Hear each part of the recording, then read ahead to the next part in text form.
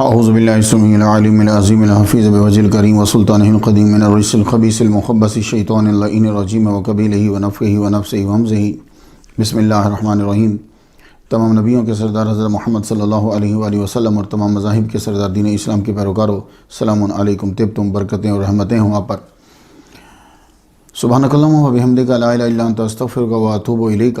اللہم صلی علی سیدنا محمد و ابوئے محمد و آل محمد و صحابہ محمد وبارک وسلم۔ ہم سب اقرار کرتے ہیں کہ اللہ تعالیٰ کے سوا کوئی معبود نہیں ہے، وہ واحد حقیقی ہے، اور ہم سب اقرار کرتے ہیں کہ محمد مصطفیٰ صلی اللہ علیہ وآلہ وسلم اللہ تعالیٰ کے آخری نبی ہیں، ان کے بعد کوئی نبی پیدا نہیں ہوگا۔ عظیم سند کے ساتھ عظیم پیام جو ہے وہ سماعت فرما لیجیے۔ یہ سند آپ کو ابن ماجہ شریف میں مل جائے گی۔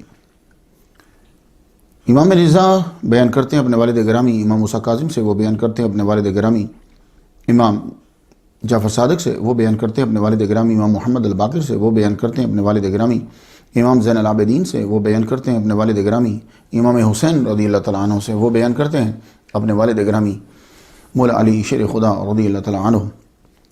اللہ تعالیٰ کی خاص رحمتیں ہوں ان سب پر۔ مولا علی بیان کرتے ہیں محمد مصطفیٰ صلی اللہ علیہ وآلہ وسلم سے، حضور صلی اللہ علیہ وسلم نے فرمایا الایمان معرفۃ بالقلب وقول باللسان وعمل بالارکان۔ خلاصہ اس کا یہ ہے کہ کامل ایمان تین چیزوں کے مجموع کا نام ہے۔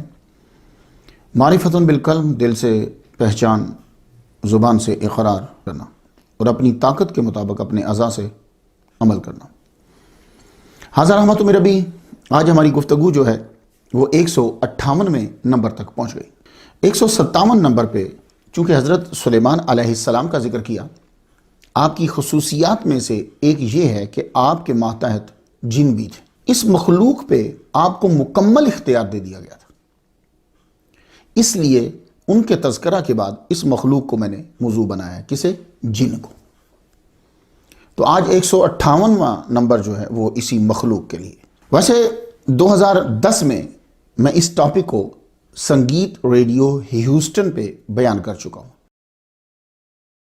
7:11 وینسڈے کا دن ہے، 22 تاریخ ہے، جی ہاں، سپتمبر آلموسٹ ختم ہوا جاتا ہے، اور ہم آپ کے ساتھ رہتے ہیں 7 to 9۔ آپ سن رہے ہیں پرائم ٹائم۔ میں ہوں آپ کا ہوسٹ سمیر، اور حسن ابھی اسٹوڈیو کے اندر انٹر ہو چکے ہیں، وہ بھی مجھے جوائن کریں گے۔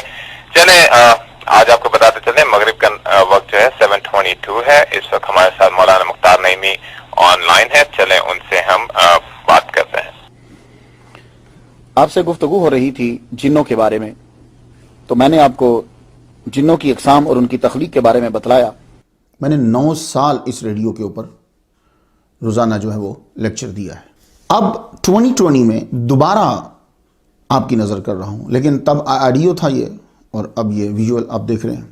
پہلے آپ معنی اور ذرا تلفظ سن لیں۔ جان، میں سورہ رحمان کی آیت نمبر 39 سے پڑھنا چاہتا ہوں۔ بسم اللہ الرحمن الرحیم۔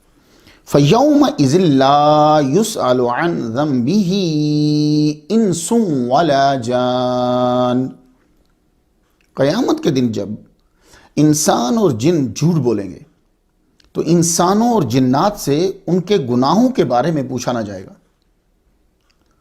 پھر منہ پر مہر لگے گی، ہاتھ پاؤں خود ہی سب بتائیں گے۔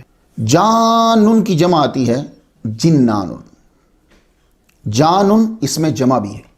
اب سورۃ الذاریات آیت نمبر 56، وما خلقت الجن والانس الا لیعبدون۔ میں نے جنات اور انسانوں کو محض اس لیے پیدا کیا کہ وہ صرف میری عبادت کریں۔ جن، ٹھیک ہے؟ دوسرا تلفظ سنا، تیسرا سنیے۔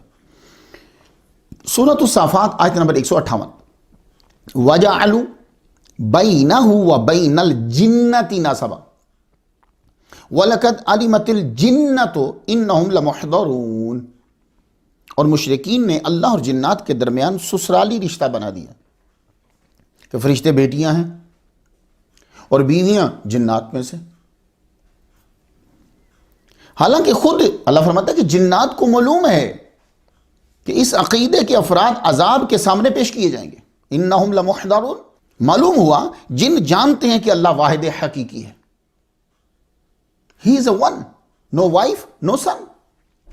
میں نے یہ 3 آیات اس لیے پڑھی ہیں کہ آپ پر واضح کر سکوں کہ اس مخلوق کے لیے 3 تلفظ، جن، جان، جنتوں، لیکن ہم عام طور پر اور زیادہ تر جن ہی بولتے ہیں۔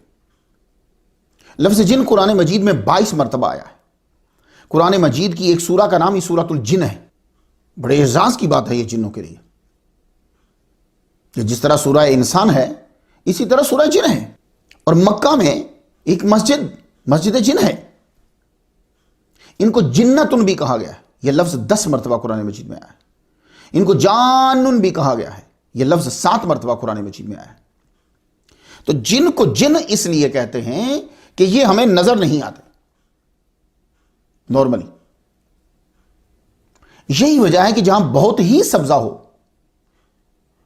اسے جنت کہتے ہیں، کیونکہ زمین سبزہ کی وجہ سے چھپی ہوتی ہے اور دور سے اگر دیکھیں تو نظر نہیں آتی۔ اب یہ نہیں ہے نا آپ درخت کے نیچے بیٹھے ہوں تو۔ اللہ تعالیٰ نے جنات کو کس سے تخلیق کیا اور کب تخلیق کیا؟ سورہ رحمان کی آیت نمبر 15 ذرا سنیے۔ وَخَلَقَ الْجَانَّ مِن مَّارِجٍ مِّن نَّارٍ، اور جنات کو آگ کے شعلے سے پیدا کیا۔ سورۃ الحجر آیت نمبر 27 ذرا سنیے۔ وَالْجَانَّ خَلَقْنَاهُ مِن قَبْلُ مِن نَّارِ السَّمُومِ، اور اس سے پہلے یعنی انسانوں کی تخلیق سے پہلے جنات کو ہم نے لو والی آگ سے پیدا کیا۔ آیات سن کر برکت حاصل کر لی۔ میں آپ کو خلاصہ بتا دوں، اللہ تعالیٰ نے جن کو آگ کے شعلے کے اس حصے سے پیدا کیا جو گرم تو بہت ہوتا ہے، عام طور پہ نظر نہیں آتا اور دھوئیں سے بھی پاک ہوتا ہے۔ تو یہ میں نے دونوں آیات ملا کر آپ کو خلاصہ سنا دیا۔ پتہ چل گیا کہ جنوں کو کس سے پیدا کیا اور کب جنوں کو تخلیق کیا؟ انسانوں سے پہلے تخلیق کیا، ان سے پہلے فرشتے تھے۔ سورۃ الحجر کی آیت نمبر 27 پڑھی نا میں، تو آپ کو معلوم ہو گیا کہ اللہ تعالیٰ نے جنات کو انسانوں سے پہلا پیدا کیا ہے۔ خلقناہ من قبل، تو چونکہ یہ قبل مضاف نہیں ہے نا اس لیے قبلو ہے۔ اشارۃ النص سنیں ذرا آپ، سورۃ الزاریات کی آیت نمبر 56 میں ترتیب دیکھیں۔ اللہ فرماتا ہے وما خلقت الجن والانس الا لیعبدون۔ تخلیق کا ذکر اللہ نے فرمایا تو پہلے جن پھر انسان، یہ کمال ہے قرآن مجید کا۔ دیکھیے انسان سے پہلے جن تھے تو بیان کرتے ہوئے بھی پہلے جن پھر انسان۔ حاکم امام ذہبی اور سیرت ابن اسحاق کے حوالے سے کہا جاتا ہے کہ خلق الجن قبل آدم بألف عام، آدم علیہ السلام کی تخلیق سے 2000 سال پہلے جنوں کو پیدا کر دیا گیا تھا۔ اب یہ جو صحیح ڈیٹس جو ہیں وہ تو کیلنڈر بن جانے کے بعد بھی پتہ نہیں چلتی، تو ان سے پہلے کیلنڈر سے پہلے سال کتنے مہینوں کا یہ لوگ بناتے رہتے تھے، بیچ میں کیسے ہوتا تھا، کیا تھا، تو اس لیے کنفرم نہیں ہے۔ لیکن میں صرف یہ بتانا چاہتا ہوں کہ انسان سے پہلے بنے، ہمیں اس سے غرض ہے نا۔ جنات کا باپ اللہ نے آگ کی لپٹ سے بنایا۔ ابن عباس رضی اللہ تعالیٰ عنہ نقل کرتے ہیں کہ اللہ تعالیٰ نے جنت کو دوزخ سے پہلے، اپنی رحمت کو غضب سے پہلے، آسمان کو زمین سے پہلے، زمین کے سورج کو زمین کے چاند سے پہلے، زمین کو پہاڑوں سے پہلے، فرشتوں کو جنات سے پہلے اور جنات کو انسانوں سے پہلے ظاہر کیا۔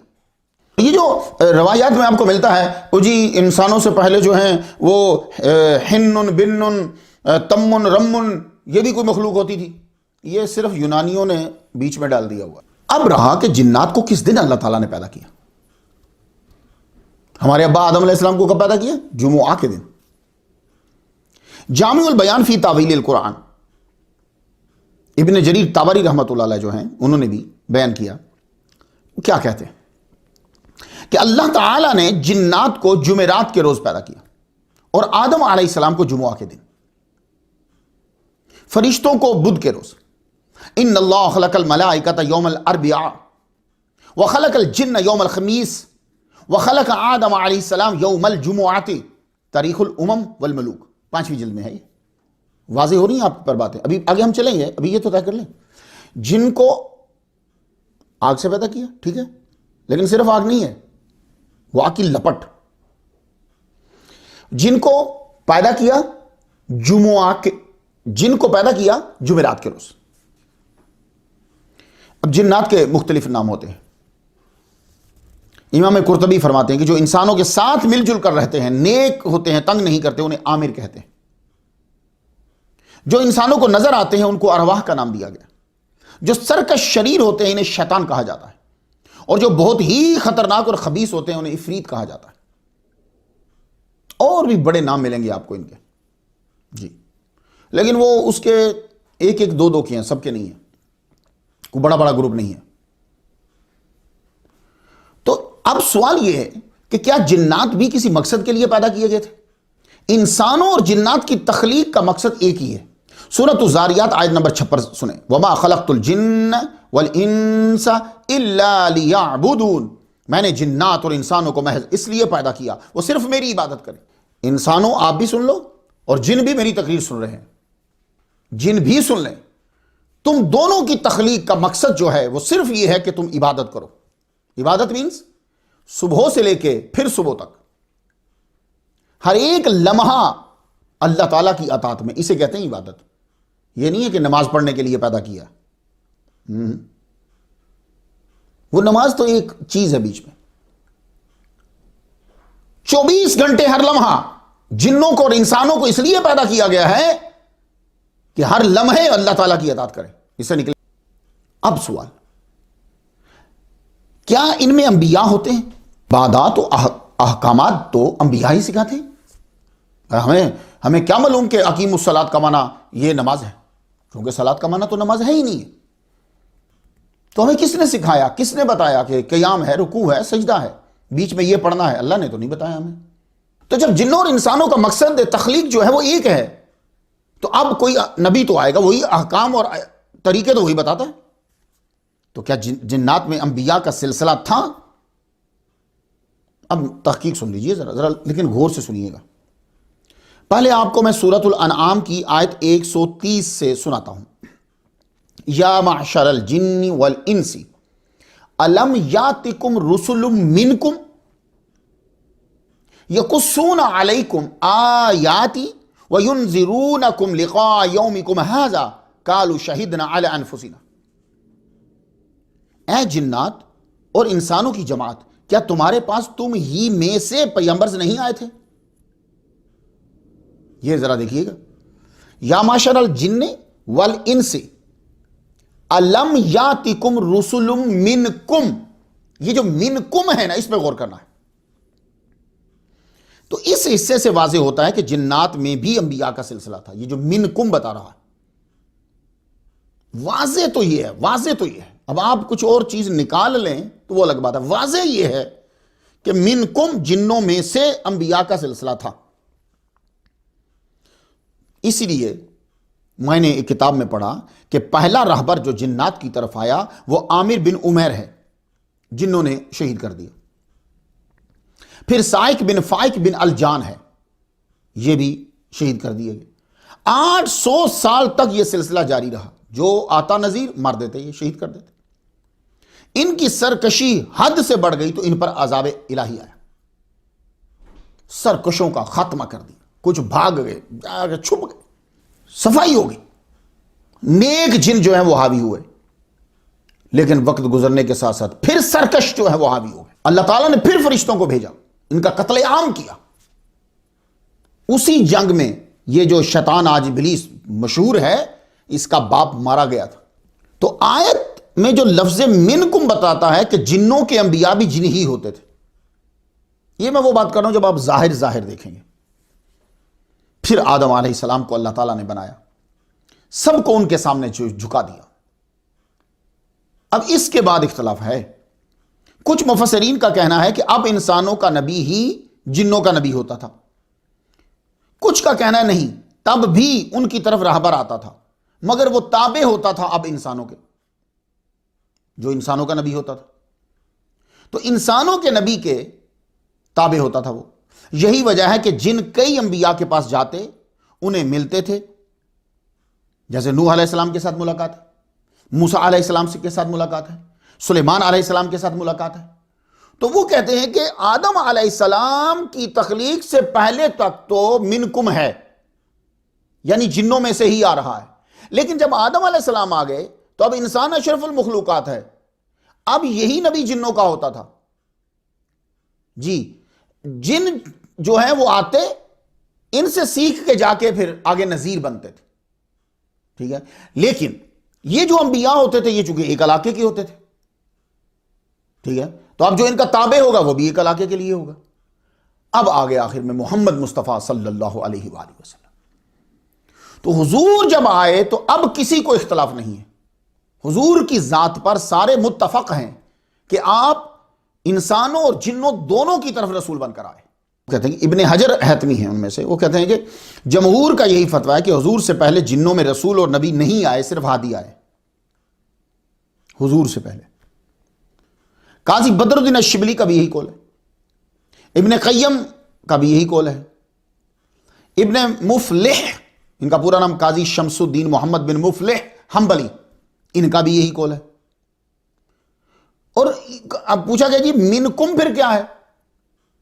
منکم پھر کیا ہے؟ تو کہنے لگے وہ منکم جو ہے وہ انسان ہی ہے، غلبہ کے طور پر وہ آیا ہے. محمد مصطفیٰ صلی اللہ علیہ وآلہ وسلم کی ذات جو ہے اس پر کسی کو اختلاف نہیں ہے. آپ جب آ گئے تو اب جنوں میں کوئی نبی نہیں، آپ ان کی طرف بھی رسول ہیں واضح طور پر. اسی لیے سرکار کو سید الثقلین کہا جاتا ہے. شیخ امام بصیری رحمت اللہ علیہ 25 نمبر سٹوری پہ میں ان کا ذکر کرایا ہوں. کیا کہا آپ نے قصیدہ بردہ شریف میں؟ اسی بات کی طرف تو اشارہ کیا. محمد سید الکونین والثقلین والفریقین من عرب ومن عجم. یہ سید الکونین کیا ہیں؟ والثقلین کیا ہے؟ ثقلین.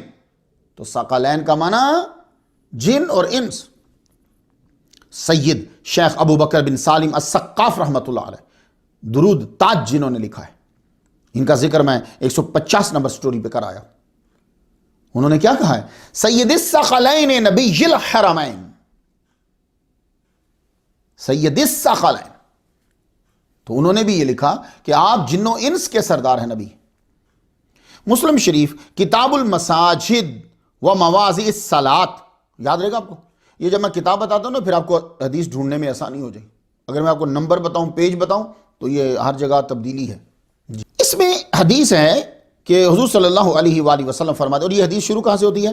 فضلت علی الانبیاء بست، مجھے فضیلت دی گئی انبیاء پہ 6 چیزوں میں. تو یہ جو 6 کہا یہ حصر نہیں ہے، حصر نہیں ہے. یہ علماء سمجھیں گے حصر، یہ حصر نہیں ہے. مختلف اوقات میں مختلف خصائص کا تحدیث نعمت کے لیے آپ کا بیان ملتا ہے. جی 6 ہی نہیں ہے، اس کو اثر کہتے ہیں. 6 ہی نہیں، 6.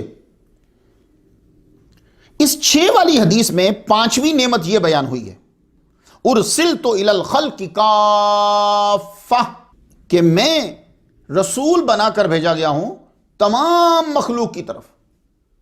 اب کافہ سب کو لے آئے گا اندر.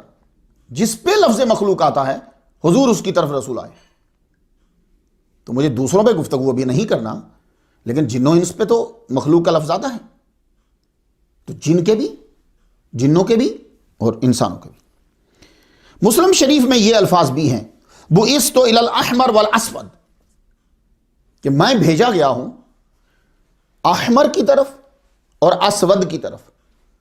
تو آگے محدثین نے تشریح کرتے ہوئے کہا کہ احمر سے مراد انسان ہے، اسود سے مراد جن ہے.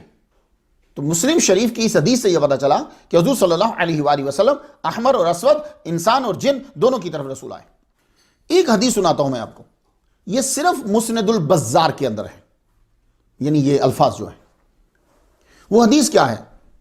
ویسے اس حدیث کو ابن ابی حاتم نے بھی اپنی تفسیر میں بیان کیا ہے. وہ حدیث یہ ہے کہ بعثت الی الجن والانس، یہ صرف البزار میں ملے گی آپ کو. تو میں مبعوث کیا گیا ہوں، رسول بھیجا گیا ہوں میں کن کی طرف؟ جنوں کی طرف اور انسانوں کی طرف. تو اب واضح ہو گیا. تو خلاصہ کلام یہ ہے کہ جمہور علماء کا فتویٰ یہ ہے کہ جنوں میں نذیر ہوتے تھے، انبیاء اور رسول نہیں ہوتے تھے. پھر جب انبیاء کا سلسلہ حضرت آدم علیہ السلام سے شروع ہوا تو وہ جس علاقے کا نبی ہوتا تھا وہاں کے جن و انس تابع ہوتے تھے. جب حضور صلی اللہ علیہ وآلہ وسلم تشریف لائے تو آپ تمام ملائکہ جنات اور انسانوں کے رسول ٹھہرے. ٹھیک ہے سر, یہ میں آپ کو جو مشہور ہے جو چل رہا ہے. لیکن پھر بھی میں جب منکم پڑھتا ہوں تو میں اس پہ غور کرتا ہوں بھی کہ منکم میں کوئی بات ہے, جب تک آدم علیہ السلام نہیں آئے. اب یہ ہے کہ جن صحابی ہوتے ہیں, صحابی کسے کہتے ہیں؟ جس نے حضور صلی اللہ علیہ وآلہ وسلم سے ایمان کی حالت میں ملاقات کی اور اسی پہ مر گیا, اسے کہتے ہیں صحابی. یہ ہر لفظ کی قید کو یاد رکھنا ہے. ایمان کی حالت میں ملاقات کی ہے. اگر ایمان کی حالت کے علاوہ ملاقات کی ہے پھر بھی مسلمان صحابی نہیں ہے. ایمان کی حالت میں ملاقات کی ہے, مرا ایمان پہ نہیں ہے, تو بھی صحابی نہیں ہے. تو اب کیا جن صحابی ہوتے ہیں؟ جی وہ صحابی ہیں. چونکہ جن مکلف ہیں انہوں نے حضور صلی اللہ علیہ وسلم کی سے ملاقات کی ہے, ایمان لائے ہیں, ان کے پیچھے نماز پڑھی. اب میں آپ کو سورۃ الجن کی روشنی میں سنانا چاہتا ہوں. حضور صلی اللہ علیہ وآلہ وسلم طائف سے واپسی پر مقام نخلہ پہ رکے.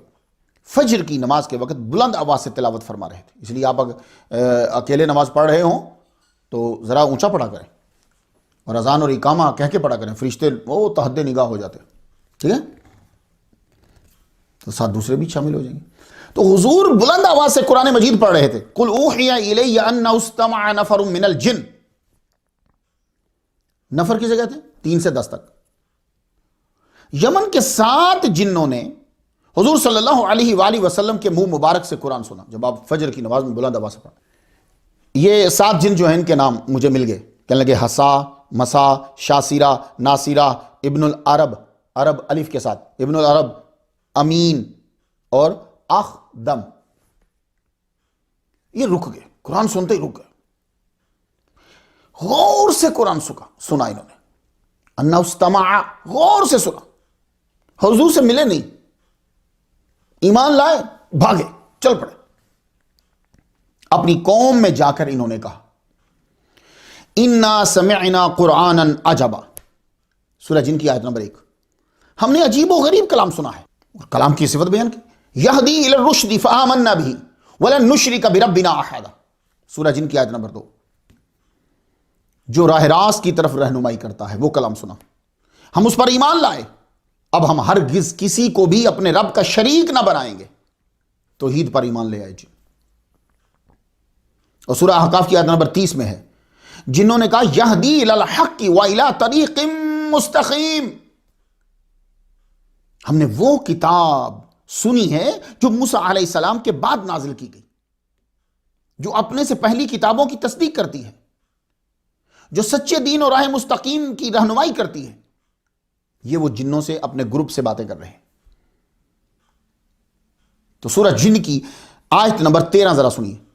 ان جنوں نے کہا, اپنے قبیلے سے کہہ رہے ہیں, وَأَنَّا لَمَّا سَمِعْنَا الْهُدَىٰ آمَنَّا بِهِ فَمَن يُؤْمِن بِرَبِّهِ فَلَا يَخَافُ بَخْسًا وَلَا رَهَقًا.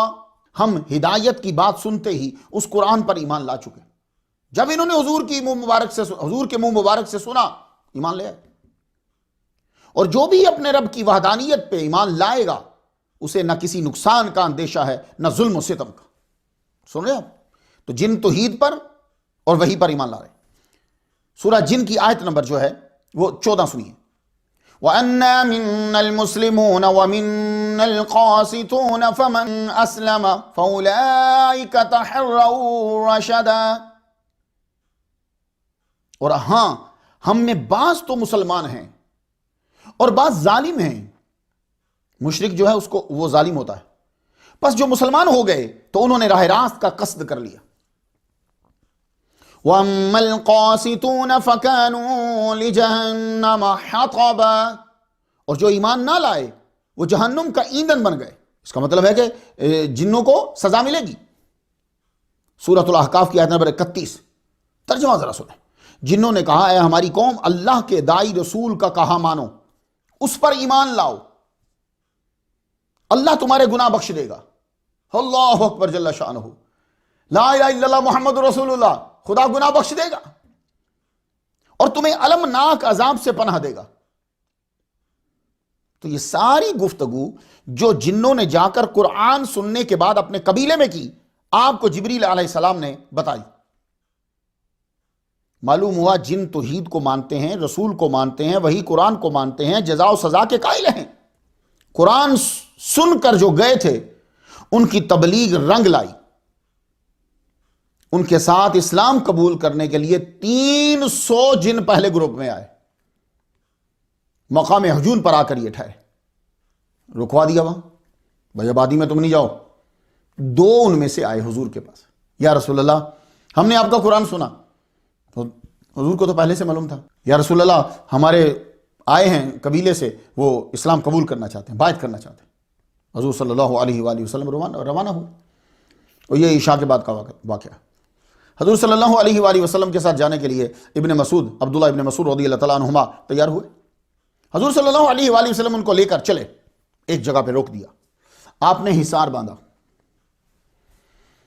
یہ چلا کاٹنے والے حصار باندھتے ہیں نا، تو حصار باندھنے والا کوئی پاورفل ہونا چاہیے جی۔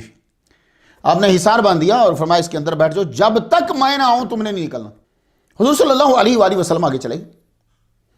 اب یہ باہر تو نکل نہیں سکتے لیکن سن رہے ہیں، گدھ کی مثل اڑتے ہوئے پرندوں کے پروں کی آواز انہیں سنائی دیتی ہے، شور بھی انہیں سنائی دیتا ہے۔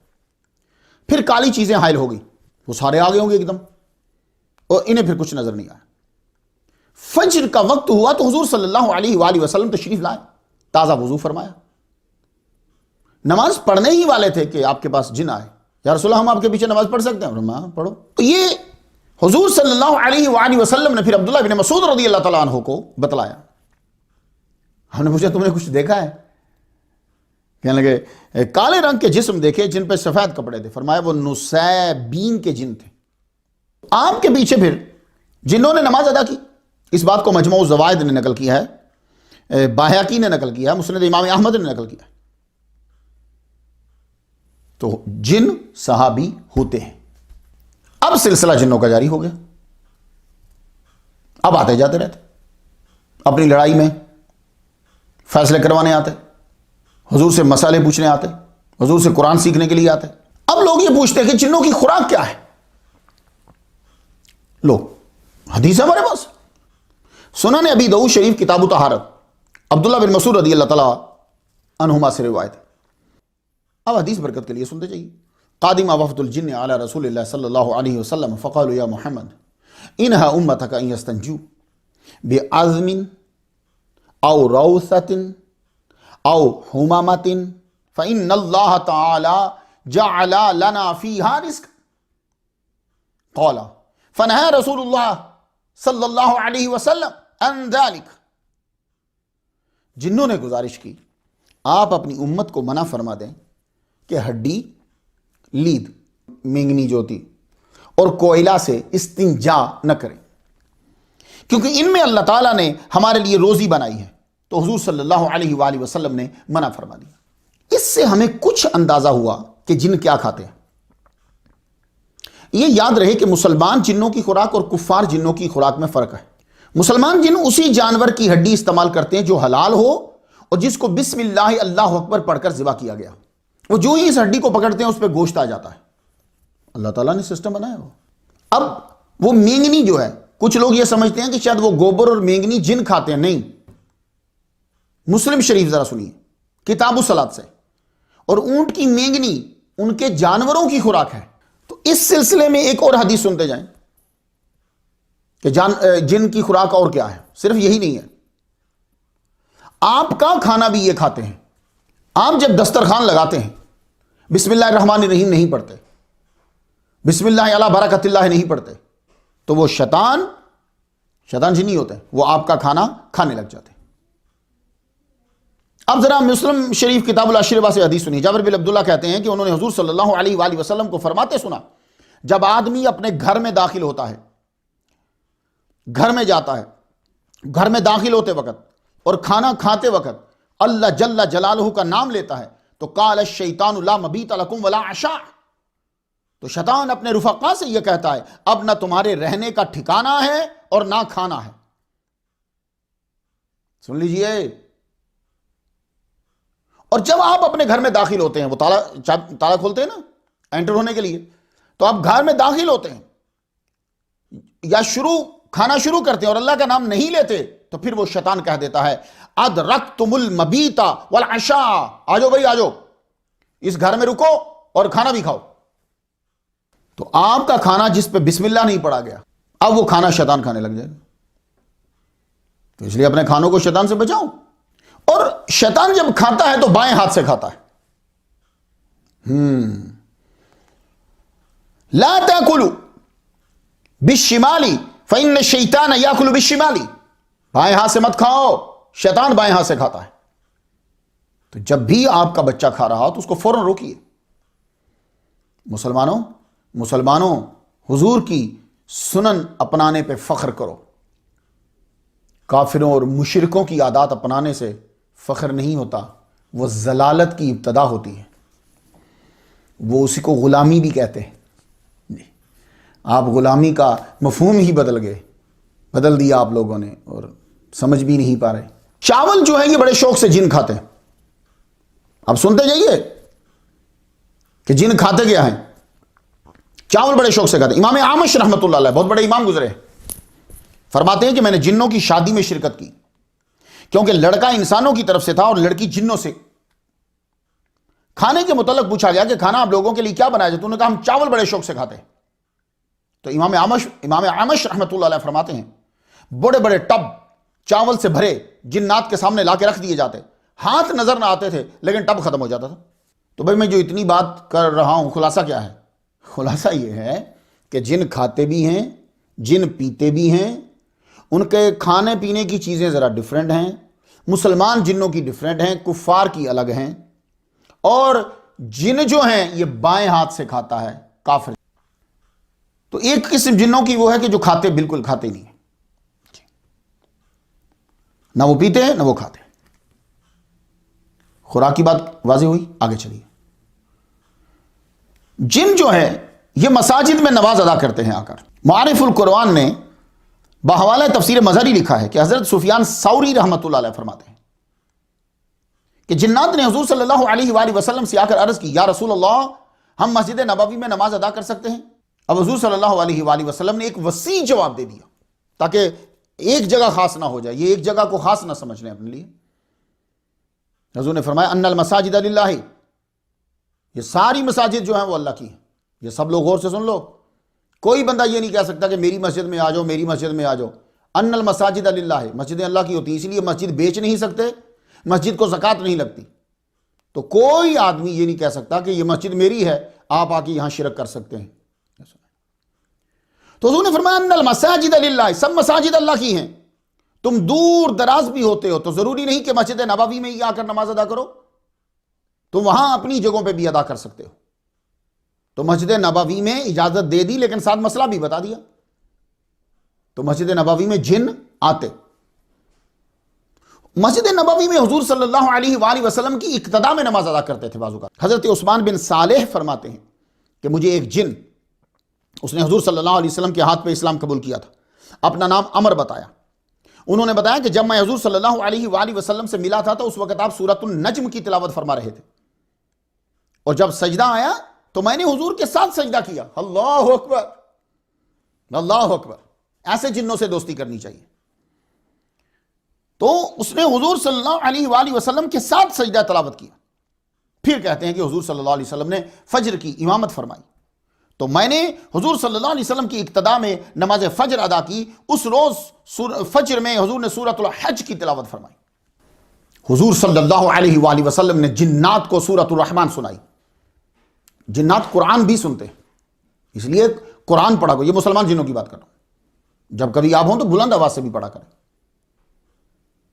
سورۃ الرحمن کے اندر فَبِأَيِّ آلَاءِ رَبِّكُمَا تُكَذِّبَانِ، اس میں کما دو کے لیے، کا کما کم، کے کما کننا، اور تکذبان یہ تسنیہ، یہ بھی دو کے لیے۔ یہ دو کون ہیں بھائی؟ کما دو کو کہتے ہیں نا، عربی میں یو جو ہے نا، کا یو، کما یو، کم یو، لیکن ہمارے یہاں فرق ہوتا ہے، کا ایک یو، کما دو یو، اور کم more than 3 یو۔ تو یہ کما دو کون ہیں؟ تکذبان میں دو کون ہیں؟ تثنیہ کا صیغہ ہے، بھئی یہ جن اور انس ہیں۔ تو اس سورہ میں بیک وقت جنات اور انسانوں کو صراحت سے مخاطب کیا، دونوں کو اللہ کی بے شمار نعمتیں یاد دلائی گئی ہیں، دونوں کو، جنوں کو اور انسوں کو۔ کبھی غور کیا آپ نے؟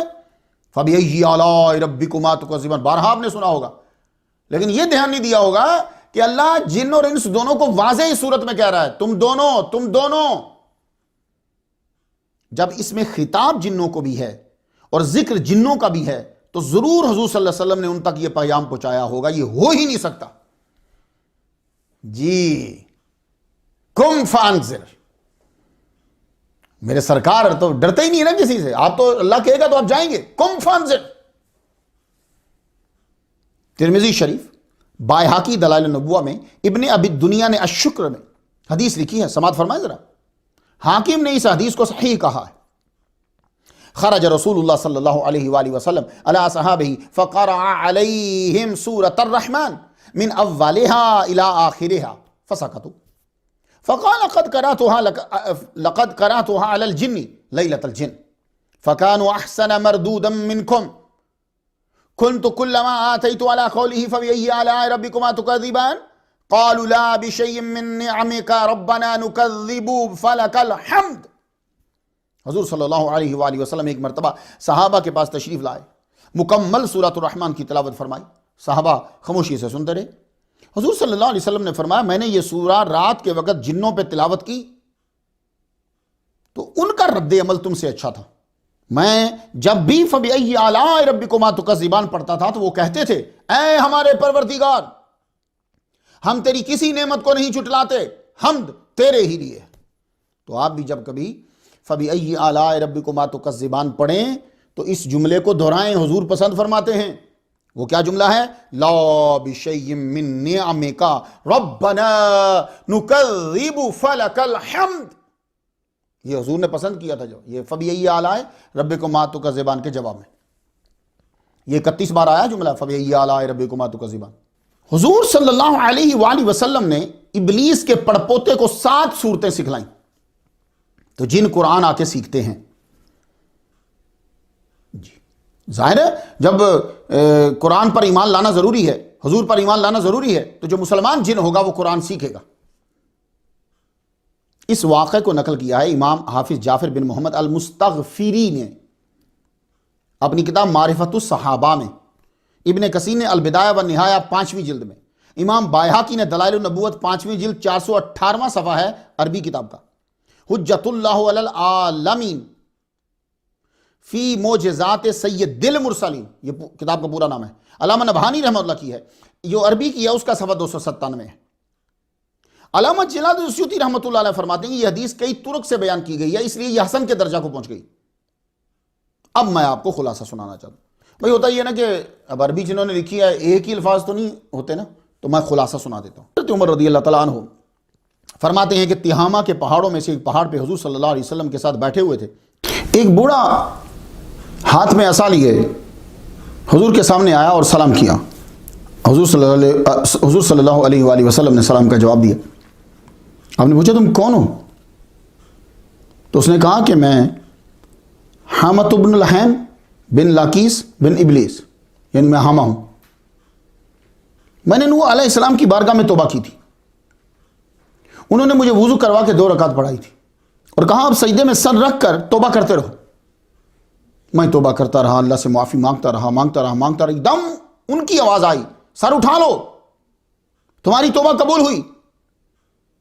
جب ان کے منہ مبارک سے میں نے یہ سنا تو میں نے پھر سر جھکا دیا شکرانے کے لیے۔ میں 1 سال تک سجدے میں پڑا رہا، اللہ اکبر۔ میں نے ہود علیہ السلام کے ساتھ بھی عبادت کی، یعقوب علیہ السلام سے ملاقات کا شرف حاصل ہے مجھے، موسیٰ علیہ السلام سے بھی میں ملا تھا، ان سے تورات سیکھی تھی میں نے کچھ، پھر میں عیسیٰ علیہ السلام سے بھی ملا ہوں۔ انہوں نے مجھے کہا تھا کہ اگر تمہاری آخری نبی محمد مصطفیٰ صلی اللہ علیہ وآلہ وسلم سے ملاقات ہو تو میرا سلام کہنا۔ حضور کی آنکھوں میں آنسو آ گئے۔ وقال وعلى عیسیٰ السلام ما دامت الدنیا وعلیک یا حامہ بأدائک الامانہ۔ پھر حامہ نے عرض کی موسیٰ علیہ السلام نے تورات سکھائی تھی، آپ مجھے قرآن سکھائیے۔ فعلمہ رسول اللہ صلی اللہ علیہ وسلم اذا وقعت الواقعہ والمرسلات وعما يتساءلون واذا الشمس كورت وقل هو الله احد والمعوذتین. یہ سورہ حضور صلی اللہ علیہ وآلہ وسلم نے ابلیس کے پڑپوتے کو سکھائی. تو یہاں تک آپ پر واضح ہو گیا کہ جن صحابی ہیں انہوں نے حضور صلی اللہ علیہ وسلم سے دین سیکھا، پیچھے نمازیں پڑھیں، اپنے فیصلے کروائے. جنات رہتے کہاں ہیں؟ اب یہ جاننا آپ کے لیے بڑا ضروری ہے. بھائی وہ صحابی ہیں، وہ کیا کھاتے ہیں، کوئی اتنی ضروری نہیں ہے. جنات رہتے کہاں ہیں یہ جاننا بڑا ضروری ہے. شروع میں تو یہ آسمانوں پہ بھی رہتے تھے، زمین میں جہاں چاہتے رہتے، آسمانوں پہ جہاں چاہتے چلے جاتے، جنت میں بھی چلے جاتے. ابلیس جس کا نام عزازیل ہے، آپ کو معلوم ہے یہ جن ہے نا، وَكَانَ مِنَ الْجِنِّ فَفَسَقَ، یہ بھی جن ہے. یہ جنت تک جا سکتا تھا. پھر اس نے فرشتوں کے ساتھ مل کر زمین کے سرکش جنوں کو قتل بھی کیا. اس کا مطلب ہے جن جہاد بھی کرتے. تو سرکش جن غاروں اور پہاڑوں میں رہنے لگے، مگر آسمانوں تک جنوں کا آنا جانا تھا.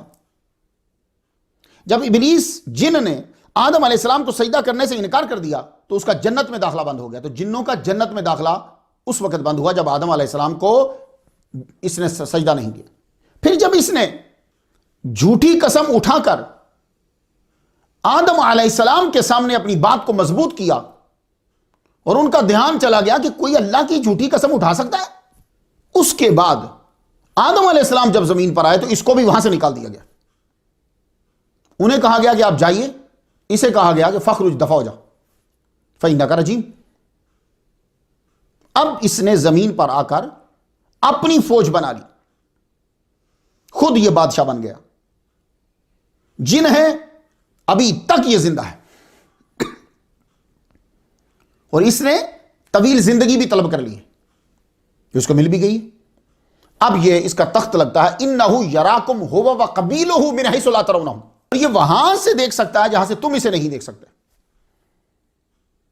وہ تمہیں دیکھ سکتا ہے، تم اس کو نہیں دیکھ سکتے. جن تم سے افضل نہیں ہیں، اور پھر وہ بھی کافر جن، اور پھر کافروں میں بھی مردود جن، اور پھر وہ ایسا مردود کہ جو ہر نبی کا دشمن. اس جن کی یہ طاقت ہے کہ وہ وہاں سے دیکھ سکتا ہے جہاں سے تم نہیں دیکھ سکتے. تھوڑا سا غور کرنا کسی کونے میں بیٹھ کر، وہ مردود تو وہاں سے دیکھ سکتا ہے، وہ دیکھ سکتا ہے، تم نہیں دیکھ سکتے. تو جو سارے نبیوں کا سردار ہے، کیا وہ ہمیں مدینے میں بیٹھ کے دیکھ نہیں سکتے؟ کچھ سوچنا تھوڑا سا. حضور صلی اللہ علیہ وآلہ وسلم کے اعلان نبوت کرنے سے پہلے تک اب یہ بادلوں میں بیٹھ جاتے تھے، آسمانوں پہ جا سکتے تھے. جب آپ نے اعلان نبوت کر دیا اب ان کا وہاں جانا بھی بند ہو گیا. دیکھ رہے ہیں، میں آپ کو بتا رہا ہوں کہ جنات رہتے کہاں، پہلے کہاں تھے، اب آسمانوں پہ جانا بند. وہاں جا کے بیٹھتے تھے نا، ختم کر دیا. اب اوپر جب جائیں تو کیا ہوتا ہے ذرا دیکھیے. معمول کے مطابق جب یہ اوپر گئے، جب حضور نے اعلان نبوت کر دیا تو میں پڑھنا چاہتا ہوں، وَأَنَّا لَمَسْنَا السَّمَاءَ فَوَجَدْنَاهَا مُلِيَتْ حَرَسًا شَدِيدًا وَشُهُبًا، سورۃ الجن کی آیت نمبر 8. اور ہم نے آسمان کو ٹٹول کر دیکھا تو اسے سخت چوکیداروں اور سخت شعلوں سے پر پایا. وَأَنَّا كُنَّا نَقُعُدُ مِنْهَا مَقَاعِدَ لِلسَّمْعِ، اس سے پہلے ہم باتیں سننے کے لیے آسمان میں جگہ جگہ بیٹھ جایا کرتے تھے. کچھ سمجھ آ رہی ہے آپ کو؟ تو حضور کے اعلان نبوت سے پہلے یہ آسمانوں تک جا سکتے تھے، پھر بند. اب یہ زمین پہ رہتے، زمین پہ رہتے تھے تو پھر زمین پہ بھی علاقے حضور صلی اللہ علیہ وسلم نے تقسیم کر دیے ان کے لیے. امام طبرانی سے سند چلتی ہے، چلتے چلتے حضرت بلال بن حارث تک پہنچی. وہ بیان کرتے ہیں کہ ایک سفر میں حضور صلی اللہ علیہ وآلہ وسلم کی معیت کا شرف حاصل ہوا. راہ میں حضور صلی اللہ علیہ وسلم رفع حاجت کے لیے گئے. میری ڈیوٹی اس وقت پانی پیش کرنے کی تھی. میں دور کھڑا تھا اور میں نے جھگڑے کا شور میں نے سنا. لگتا ہے آپ ویسے ہی واپس آ گئے. وضو کے لیے پانی طلب کیا تو حضرت بلال بن حارث کہنے لگے، یا رسول اللہ میں نے شور سنا ہے جھگڑے کا. اب حضور کا جواب سنیے. فرمانے لگے، اختصم عندی الجن المسلمون والجن المشرکون، مسلمان اور مشرک جن اپنا جھگڑا لائے تھے میرے پاس کہ آپ ہمارے علاقے مخصوص کیجئے، الگ کیجئے. ہم مشرکوں کے ساتھ مسلمان جن کہنے لگے ہم مشرکوں کے ساتھ نہیں رہ سکتے، تو حضور صلی اللہ علیہ وآلہ وسلم نے پھر علاقے تقسیم کر دیے کہ مسلمان جن بستیوں اور پہاڑوں میں رہیں گے اور مشرک جن سمندری جزیروں اور گہری کھائیوں میں رہیں گے. میرے نبی کا آرڈر. جاؤ دیکھ لیجئے، میں آپ کو سٹیپ بائی سٹیپ بتاتا آ رہا ہوں کہ جنات کہاں کہاں رہتے تھے اور کیا کہاں کہاں سے ان کو نکالا گیا. تو برے جن دوسرے ٹھکانے بھی بنا لیتے. حضور نے تو تقسیم کر دی، تو کیا وہ حضور کی بات مان رہے ہیں؟ نہیں، تبھی تو کافر ہیں. اب کیا ہے کہ اور بھی جگہ ہیں کہ جہاں جن جا کے ٹھکانہ بنا لیتے. ان میں سے گندگی کے ڈھیر، بیت الخلا، ریسٹ روم جو ہے، ٹوائلٹ، یہاں بھی جن رہتے ہیں. اب حدیث ذرا سن لیجیے، حضور کیا فرماتے ہیں؟ ان هذه الخشوش محتضرة فاذا دخل احدكم الخلاء فليقل اللهم انی اعوذ بک من الخبث والخبائث. رفع حاجت کی جگہ کی طرف اشارہ کرتے ہوئے فرمایا یہ جہاں رفع حاجت کی جاتی ہے جن و شیاطین موجود ہوتے ہیں. جو بھی رفع حاجت کی غرض سے آئے چاہیے کہ کہے اے اللہ میں خبث یعنی مذکر جن، خبائث مؤنث شیاطین سے میں تیری پناہ مانگتا ہوں. مصنف ابن ابی شیبہ نے کتاب الطہارت میں یہ لکھا، مسند امام احمد میں ہے، جامع المسانید والسنن چوتھی جلد اور عربی کی جو ہے اس کا 596 صفحہ ہے، ابن ماجہ شریف کتاب الطہارہ کے اندر. یاد رکھیں کہ جہاں گندگی ہوگی وہاں جن ہوگا.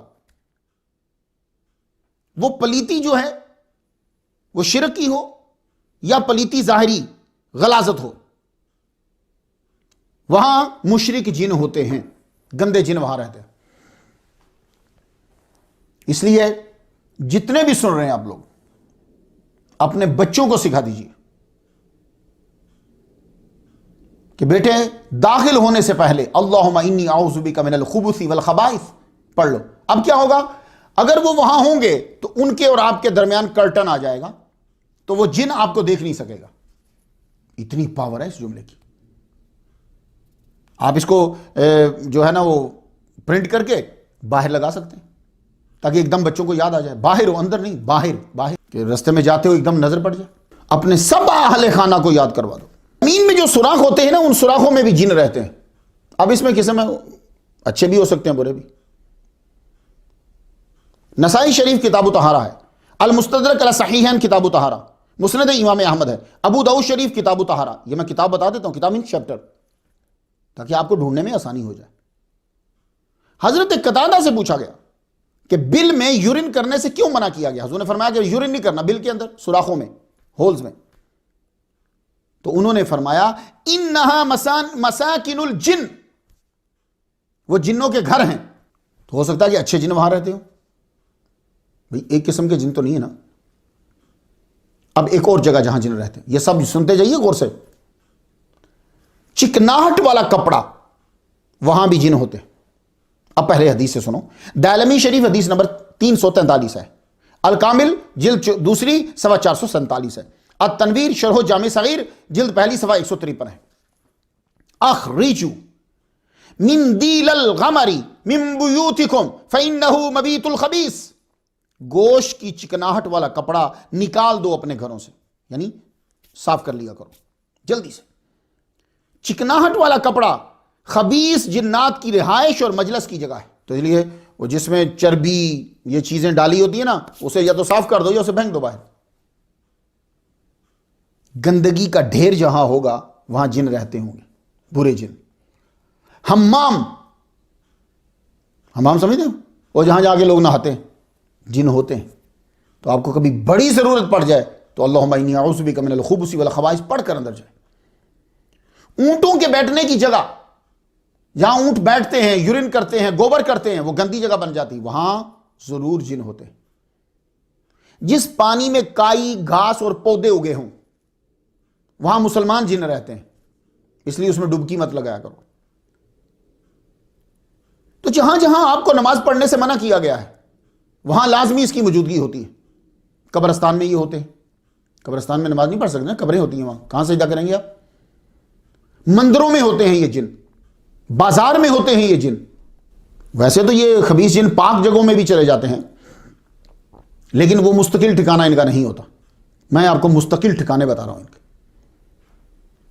تو یہ چند مستقل ٹھکانے میں نے بتائے ہیں. ویسے یہ جن آپ کے ساتھ بھی رہتا ہے ہر وقت، اور یہ مسلمان نہیں ہوتا. آگی نا بات. ہم ٹھکانے دور ڈھونڈ رہے تھے، پتہ یہ چلا کہ جن ہمارے ساتھ رہتا ہے ہماری پیدائش سے لے کر مرتے دم تک. اب پہلے برکت کے لیے حدیث سن لیجیے. یہ مسلم شریف میں حدیث ملے گی. چیپٹر کون سا ہے؟ صفت القیامہ. دارمی شریف میں ملے گی، مسند امام احمد میں ملے گی. اب ذرا حدیث سن لیجیے آپ. ما منکم من احد الا وقد وکل به قرینہ من الجن وقرینہ من الملائکہ قالوا وإیاک یا رسول اللہ قال وإیایا الا ان اللہ اعاننی علیہ فاسلم فلا یامرنی الا بخیر. برکت کے لیے عربی سن لی؟ ارے سنیے ذرا. حضور فرماتے ہیں کہ تم میں سے ہر ایک کے ساتھ ایک جن ہوتا ہے اور ایک فرشتہ. انہوں نے پوچھا یا رسول اللہ آپ کے ساتھ بھی شیطان سے قرین ہے؟ آپ نے فرمایا ہاں میرے ساتھ بھی ہے، مگر اللہ کی مدد سے وہ مسلمان ہو گیا ہے. اوئے ہوئے ہوئے ہوئے. ان اللہ اعاننی علیہ فاسلم، وہ کافر جن جو میرے ساتھ تھا وہ مسلمان ہو گیا ہے. اب وہ مجھے صرف خیر ہی کا حکم دیتا ہے. تو فرشتہ بھی آپ کو خیر کا حکم دیتا ہے، حضور صلی اللہ علیہ وسلم کا جو جن ہے وہ بھی خیر ہی کا حکم دیتا ہے. اس کے علاوہ کسی کا جن خیر کا حکم نہیں دیتا. تو اس سے دو باتیں تو واضح ہو گئی. پہلی یہ کہ حضور ہم جیسے نہیں ہیں، کیونکہ سب مولویوں کا جن بھی ان کو برائی ہی سکھاتا ہے، پر محمد مصطفیٰ صلی اللہ علیہ وآلہ وسلم کا جن آپ کو خیر بتلاتا ہے. تو حضور ہمارے جیسے نہیں ہے. بھئی سب سے اچھا طبقہ تو مولویوں کا ہی نا. تو جب مولوی حضور جیسا نہیں ہے تو باقی کیسے حضور جیسا. دوسرا یہ بات واضح ہوئی کہ ہر مرد اور ہر عورت کے ساتھ ایک جن رہتا ہے مستقل، جو اس کو برائی کے بارے میں کہتا رہتا ہے. اس کا کام ہوتا ہے کہ ابلیس کی پیروی کرنا. یہ آپ کے خون میں دوڑ سکتا ہے، خون باڈی میں ہر جگہ جاتا ہے. یہ خبیث جن بھی پوری باڈی میں چلا جاتا ہے، دماغ و دل تک چل جاتا ہے. میں ایک حدیث پڑھتا ہوں، پہلے یقین کی مضبوطی کے لیے حوالہ جات سن لیجیے. بخاری شریف کتاب الاحکام، ابو داؤد شریف اور دارمی شریف. ذرا سنیے گا. ان الشیطان یجری من ابن آدم مجرى الدم. شیطان جاری ہوتا ہے، جہاں جہاں خون جاتا ہے یہ بھی جاتا ہے. یہ وسوسہ ڈالتا ہے. الذی یوسوس فی صدور الناس من الجنۃ والناس. یہ وسوسہ ڈالتا ہے. جنوں میں سے ہیں، انسان بھی. انسانوں کے دلوں میں وسوسہ ڈالتا ہے یہ خناس. یہ جنوں سے بھی ہوتے ہیں اور انسانوں سے بھی. جن جو وسوسہ ڈالتا ہے یہ سانپ کی شکل کا ہوتا ہے. یہ اپنا منہ دل کے اوپر یوں رکھ جاتا ہے اور وسوسہ ڈالتا رہتا ہے. اپنا منہ انسان کے دل پہ رکھتا ہے اور برائیاں انجیکٹ کرتا ہے. جو ہی بندہ اللہ کا نام لیتا ہے، اللہ، منہ یہ ہٹا لیتا ہے. جو ہی بندہ اللہ کے ذکر سے غافل ہوتا ہے یہ جن پھر اپنا منہ وہاں رکھ دیتا ہے. کچھ سمجھ آ گئی آپ کو؟ میں زیادہ تر آیات ہی اور احادیث صحیحہ ہی کوٹ کرتا جا رہا ہوں. اب میں یہاں آپ کو یہ بتا دوں کہ آپ اس جن کو، جو برا خبیث جن آپ کے ساتھ ہے، اس کو مغلوب کر سکتے ہیں، اس کو تھکا سکتے ہیں، اس کو ہرا سکتے ہیں. اب سن لیجیے. مسند امام احمد اور نوادر الرسول میں ہے، مومن اپنے شیطان کو اتنا بے بس کر دیتا ہے جس طرح تم میں سے کوئی شخص اپنے اونٹ کو سفر میں تھکا دیتا ہے. چلاتے رہو، بوجھ لاد دو، چلاتے رہو. وجہ کیا ہے؟ وجہ یہ ہے کہ مومن جب بھی کوئی کام شروع کرتا ہے، بسم اللہ، اللہ اکبر، بسم اللہ الرحمن الرحیم، بسم اللہ الرحمن الرحیم، یا کوئی دعا، آخر میں پھر اللہ کا ذکر، الحمدللہ، شکر مالک تیرا. یہ اس کی عادت ہوتی ہے مومن کی. اس وجہ سے شیطان کو نہ کھانا ملتا ہے اور نہ سونے کو ملتا ہے، نہ پہننے کو ملتا ہے. اب آپ جتنا سن رہے ہو اپنے خبیث جن کو تھکا دو، ہنا دو. کیسے؟ احیاء العلوم جلد 3 صفحہ 29. حضرت قیس بن الحجاج حمیری رحمۃ اللہ علیہ فرماتے ہیں کہ میرے شیطان نے مجھے بتایا کہ میں جب تجھ میں داخل ہوا تھا تو میں کتے کے چھوٹے پلے جتنا تھا، اور آج چڑیا کی مانی دوں چھوٹا ہو گیا ہوں. میں نے پوچھا ایسے کیسے ہوا؟ شیطان بولا آپ کی ہر وقت کی تلاوت کلام پاک نے مجھے کمزور کر دیا. وہ ہر وقت قرآن پڑھتے رہتے تھے، قرآن پڑھتے.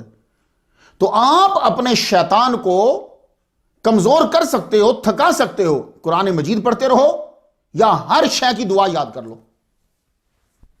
اور اگر یہ سب نہیں ہو رہا تو بسم اللہ تو آتی ہے نا بھائی. ہر کام سے پہلے بسم اللہ بسم اللہ بسم اللہ. میں ایک بات بتاؤں آپ کو، اب تو بزرگوں سے ملنا چھوڑ دیا ہے، بزرگوں کے پاس بیٹھتے نہیں. ماں باپ کے پاس بیٹھے بھی ہوں تو بھی ہم سل کے اوپر ہوتے ہیں. وہ تو ماں باپ کے پاس تب جاتے ہیں جب بجلی چلی جائے یا وائی فائی چلا جائے. پرانے دور میں بیٹھتا، میں اب بھی بوڑھوں کے پاس ہی بیٹھتا ہوں. بسم اللہ بسم اللہ بسم اللہ. یہی دادی نانی کرتی تھی نا. کوئی یاد آیا کسی بندے کو؟ بسم اللہ بسم اللہ بسم اللہ. شیطان کو تو ویسے ہی تھکا دیتے تھے وہ. تو معلوم ہوا کہ آپ قرآن مجید کی زیادہ تلاوت کر کے اپنے ساتھی شیطان کو مغلوب رکھ سکتے ہیں. ایک مومن کے پیچھے ایک خبیث جن نہیں، کئی خبیث جن لگے ہوتے ہیں بھائی. آپ ایک جن کو رو رہے ہو، کئی خبیث جن آپ کے پیچھے لگے ہوتے ہیں.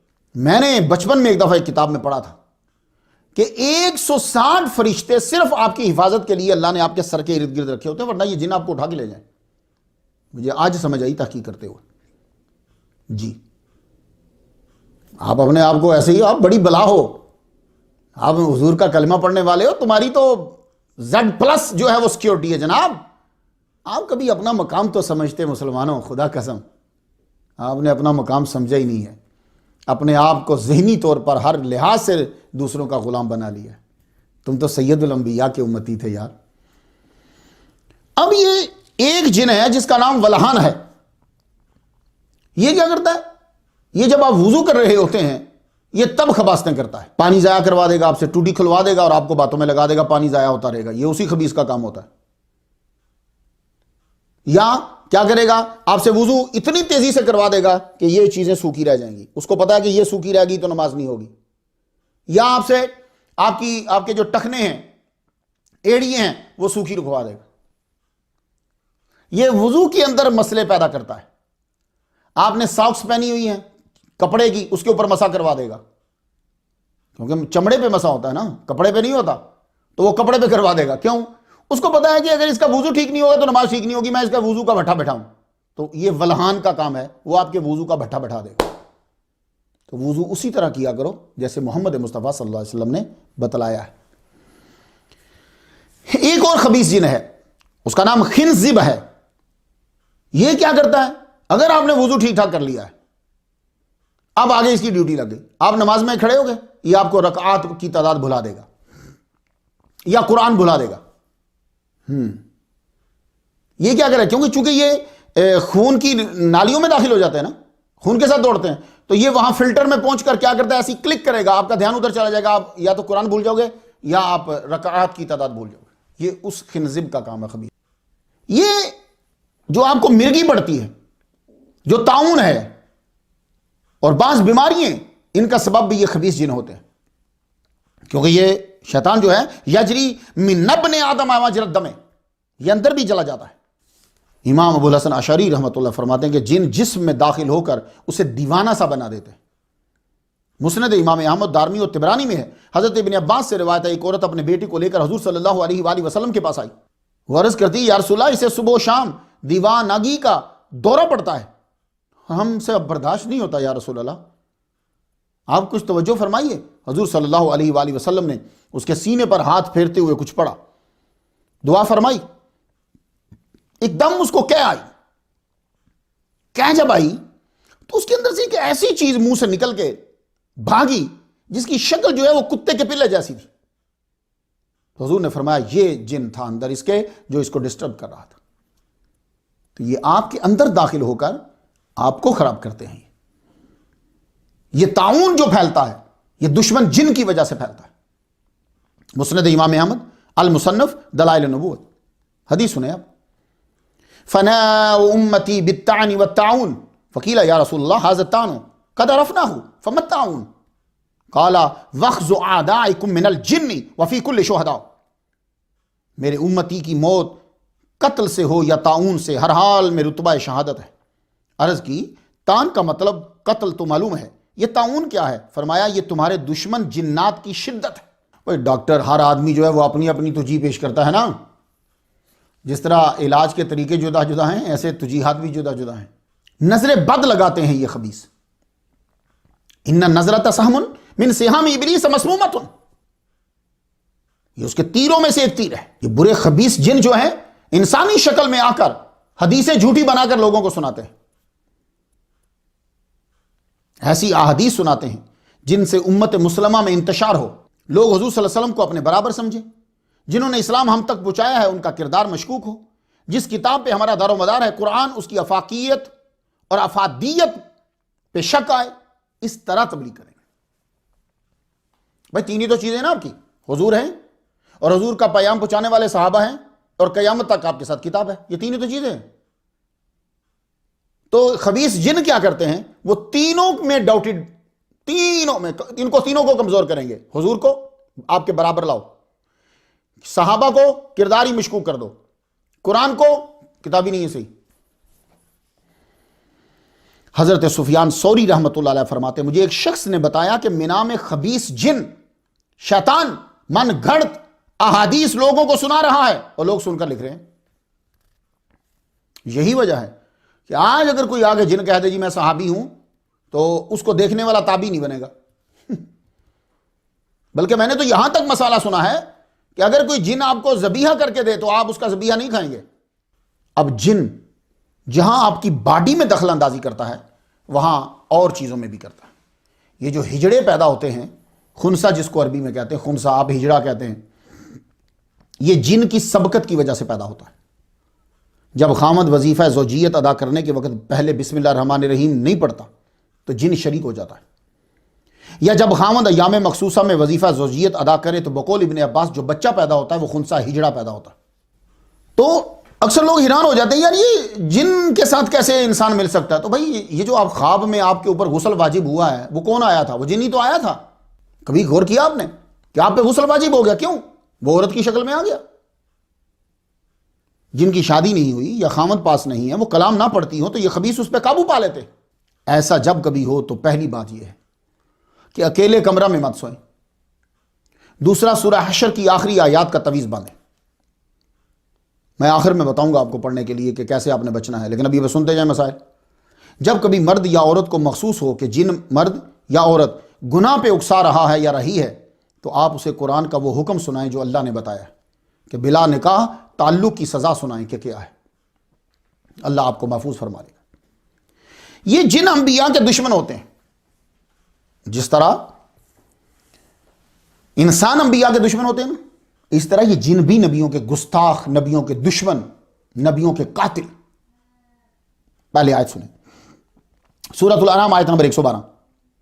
وَكَذَلِكَ جَعَلْنَا لِكُلِّ نَبِيٍّ عَدُوًّا شَيَاطِينَ الْإِنسِ وَالْجِنِّ، اور اس طرح ہم نے ہر نبی کے دشمن بہت سے شیطان پیدا کیے، انسانوں سے، جنوں سے۔ معلوم ہوا کہ نبی جب دین کی تبلیغ شروع کرتا ہے تو انسانوں کے ساتھ جن بھی دشمنی میں ساتھ ساتھ ہوتے ہیں۔ دیکھ لیجیے حضور صلی اللہ علیہ وآلہ وسلم کے جب قتل کے منصوبے بنتے تھے تو شیخ نجد ہی تو بیچ میں بیٹھا ہوتا تھا۔ شیطان شیخ نجد کے بوڑھے کی شکل اختیار کر کے آ جاتا تھا۔ خبیث ابلیس کا تو آپ کو معلوم ہے، اس نے انسانوں کے باپ آدم علیہ السلام کے آگے سر نہ جھکا کر اعلان جنگ کر دیا تھا اور رب کو کہہ کر آیا تھا۔ آپ میرا لیکچر 114 نمبر سن لیں۔ یہاں ایک جملہ بتاتا ہوں، سورہ 7 کی آیت نمبر 82 سے۔ کیا کہا تھا اس نے؟ قال فبعزتک لاغوینہم اجمعین، اے اللہ تیری عزت کی قسم ہے۔ دیکھو رب کی عزت کرتا ہے تو لفظوں پہ دھیان نہیں دیتے، عمل پہ دھیان دیتے ہیں۔ آج کل تمہیں سارے لوگ دھوکہ دے رہے ہیں، سیاسی ہوں یا مذہبی رہنما ہوں، وہ لفظوں سے تمہیں دھوکہ دیتے ہیں۔ تو اب یہ دیکھو کیا کہہ رہا ہے، اے اللہ تیری عزت کی قسم ہے میں ساروں کو گمراہ کروں گا۔ عزت اللہ کی کر رہا ہے، کام اللہ کے خلاف کر رہا ہے۔ اس وقت تمام برے بندوں اور برے جنوں کا یہ سردار ہے، یہ خبیث۔ تو یہ کن کو گمراہ کرنے میں لگا ہوا ہے؟ کن کو گمراہ کرنے میں لگا ہوا ہے؟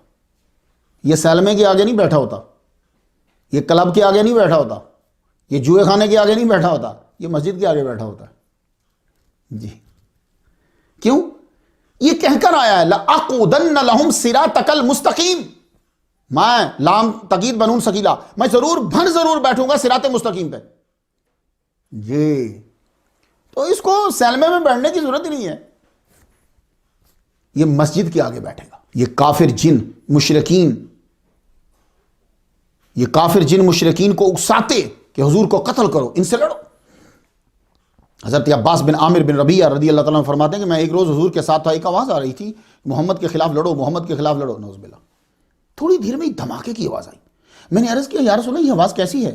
حضور نے فرمایا وہ جن جو کفار کو میرے خلاف بھڑکا رہا تھا اسے ایک مسلمان جن نے مار دیا، یہ دھماکہ اسی کے مرنے کا ہے۔ اللہ اکبر جل شانہ۔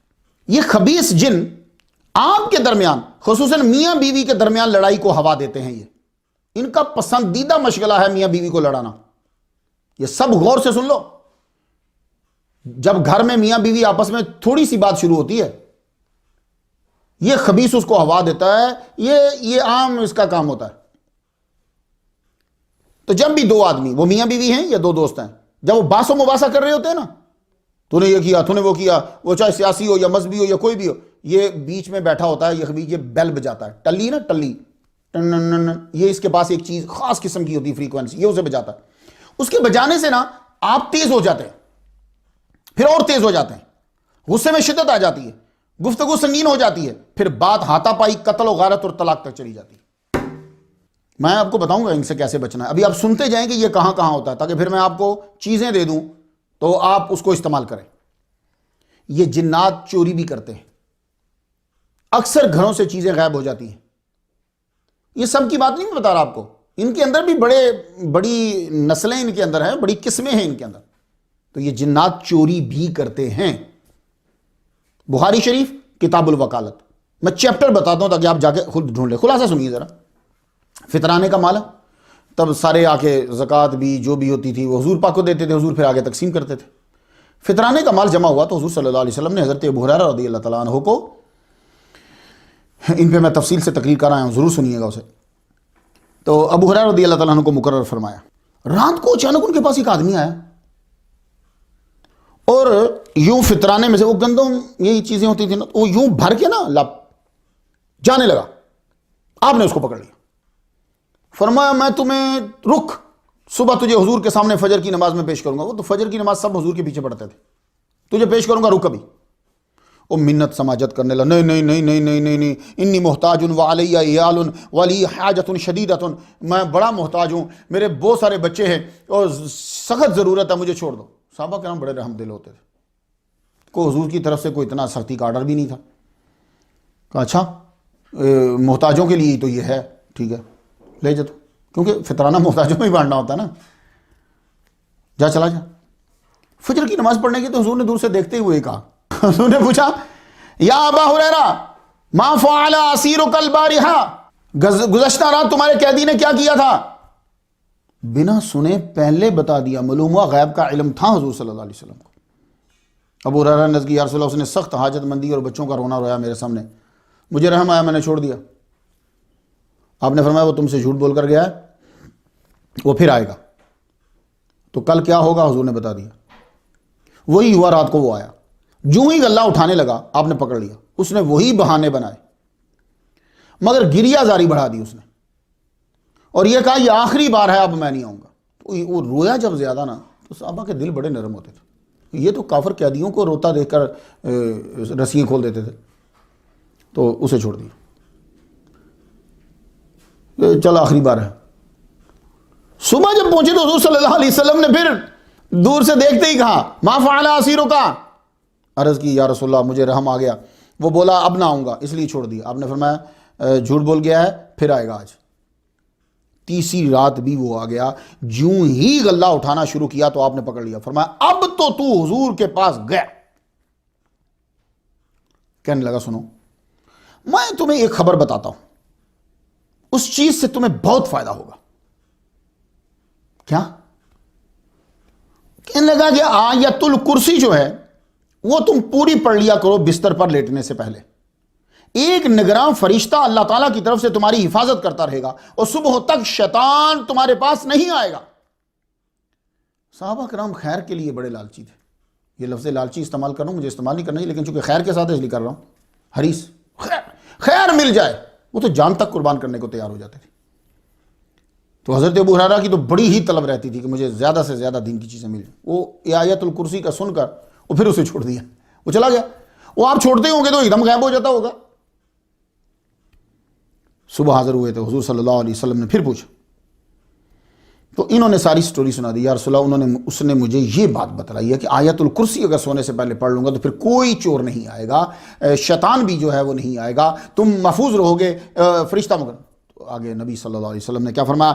آپ نے فرمایا اگرچہ جھوٹا تھا مگر تم سے یہ بات وہ سچ کہہ گیا. اے ابو ہریرہ تم کو معلوم ہے کہ وہ 3 راتوں تک جو تمہارے پاس آتا رہا وہ کون تھا؟ عرض کی یا رسول اللہ جانے یا اس کا رسول جانے. آپ نے فرمایا وہ جن تھا, ذاک الشیطان, وہ جن تھا. تو معلوم ہوا جن چوری کرتے ہیں. تو بعض اوقات یہ چیزیں اٹھا کر ادھر رکھ دیں گے, ادھر سے اٹھا کے ادھر, اس طرح غائب کر دیتے. یہ بھی یہ حرکتیں کرتے ہیں. تو اس کے لیے ہے صلی اللہ علیہ کا یا محمد یا رسول اللہ. یہ تو اتنا آزمایا میں نے, جس بندے کو بھی یہ دیا ہے وہ اسی جگہ پہنچ جاتا ہے جہاں چیز ہوتی ہے. اور بعض اوقات تو ایسی جگہ پہنچ جاتا ہے کہ اس کے تصور میں بھی نہیں ہوتا کہ یہ چیز میں نے یہاں رکھی تھی. صلی اللہ علیہ کا یا محمد یا رسول اللہ. بس جب آپ کی چیز گم ہو جائے, میری سسٹر کے ایک دفعہ زیور ہی گم ہو گیا, 3 دن سے نہیں مل رہا. میں نے کہا تم یہ پڑھو صلی اللہ علیہ کا یا محمد یا رسول اللہ. وہ ڈھونڈتی فریج کے اوپر پڑا ہوا, ریفریجریٹر کے اوپر پڑا ہوا. اب ریفریجریٹر کے اوپر کون رکھے گا زیور بھائی؟ تو یہ ادھر ادھر کی چیز ادھر ادھر کر, لیکن یہ چیز لکھ لیجئے. ایسی چیزیں واپس آئی ہیں, میں خود حیران رہ گیا زندگی کے.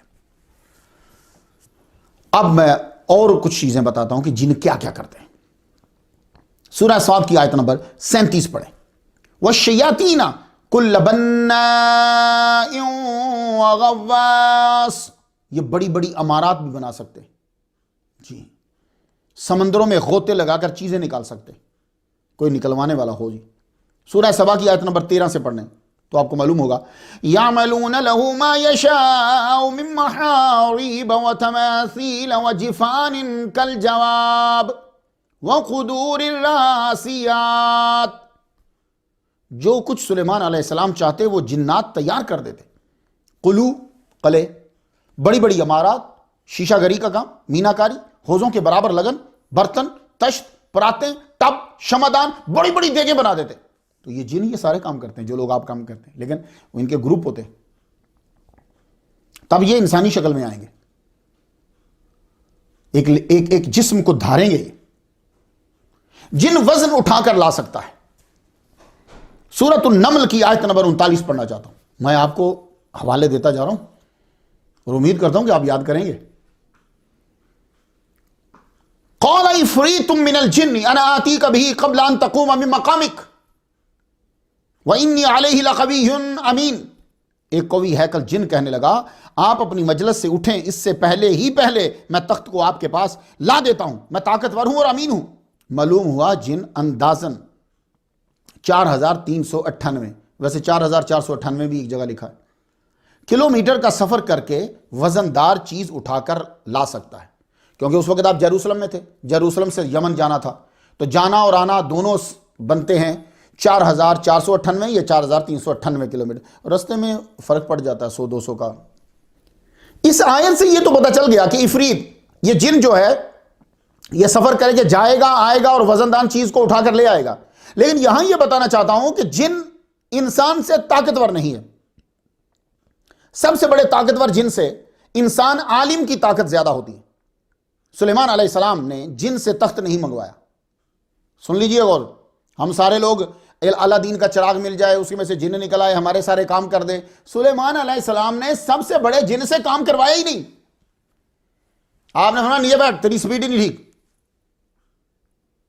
یار 4498 کلومیٹر کا سفر وہ اٹھ کر بیٹھنے سے پہلے یا صبح سے دوپہر تک 4-5 گھنٹوں میں طے کرنا بڑی بات ہے یار, وہ سپیڈ ہے.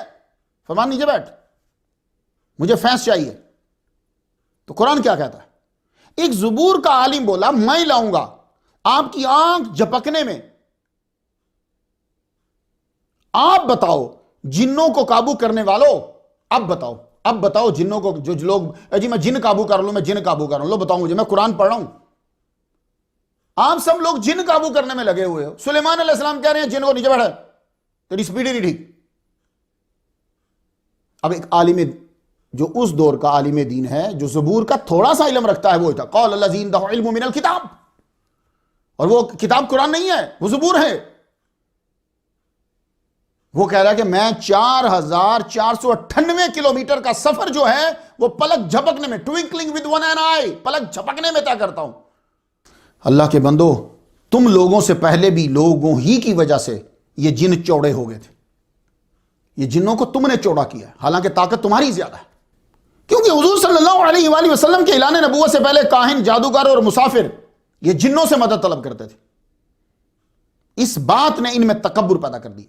سناؤں آیت سورۃ الجن سے، آیت نمبر 6 ذرا سنیے۔ جنوں نے جا کر یمنی جنوں سے کیا کہا تھا؟ وَأَنَّهُ كَانَ رِجَالٌ مِّنَ الْإِنسِ يَعُوذُونَ بِرِجَالٍ مِّنَ الْجِنِّ فَزَادُوهُمْ رَهَقًا۔ بات یہ ہے کہ چند انسان بعض جنات سے پناہ طلب کرتے تھے، مدد مانگتے تھے، جس سے جنات اپنی سرکشی میں اور بڑھ گئے۔ دیکھا کہ آپ نے جب جنات سے پناہ طلب کی، جنات سے مدد مانگی، ان کا تکبر بڑھ گیا۔ تو جنوں کو سر پہ تم لوگوں نے چڑھا رکھا ہے،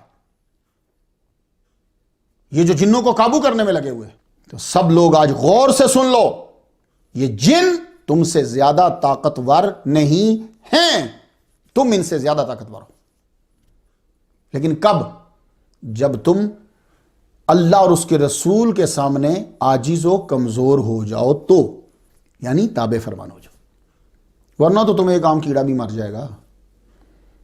اب یہ ہے کہ جنات زیادہ تر کس شکل میں ہوتے ہیں، یہ آگئی بات پھر بڑی اہم۔ ویسے اصول یاد رکھیے کیا ہے؟ اصول یہ ہے کہ جسم ناری یتشکل باشکال مختلفہ، یہ ڈیفینیشن ہے جن کی، کہ جن ایک ایسا ناری جسم ہے کہ جو مختلف اشکال میں ڈھل سکتا ہے، کوئی بھی شکل اختیار کر سکتا ہے، اور یہ ہر قسم کی شکل اڈاپٹ کر سکتا ہے۔ یہ جب دجال آئے گا نا، تو وہ جو مردے زندہ کرے گا نا، آپ کی امی زندہ کر دی، آپ کا ابا زندہ کر دیا، وہ شیطان ہی اس شکل کو اپنا کر آپ کے سامنے کھڑے ہو جائیں گے، وہ آپ کے ماں باپ زندہ نہیں ہوں گے، تو جن اس کی ہیلپ کریں گے۔ ایک ہستی ہے جن کی یہ شکل اختیار نہیں کر سکتا، وہ کون ہے؟ محمد مصطفیٰ صلی اللہ علیہ وسلم۔ تو فَإِنَّ الشَّيْطَانَ لَا يَتَمَثَّلُ بِي، حضور نے اعلان فرما دیا، شیطان میری مثل نہیں بن سکتا۔ اب ان کی کیا اقسام ہوتی ہیں؟ اب ان کی کچھ مختلف شکلیں ہوتی ہیں۔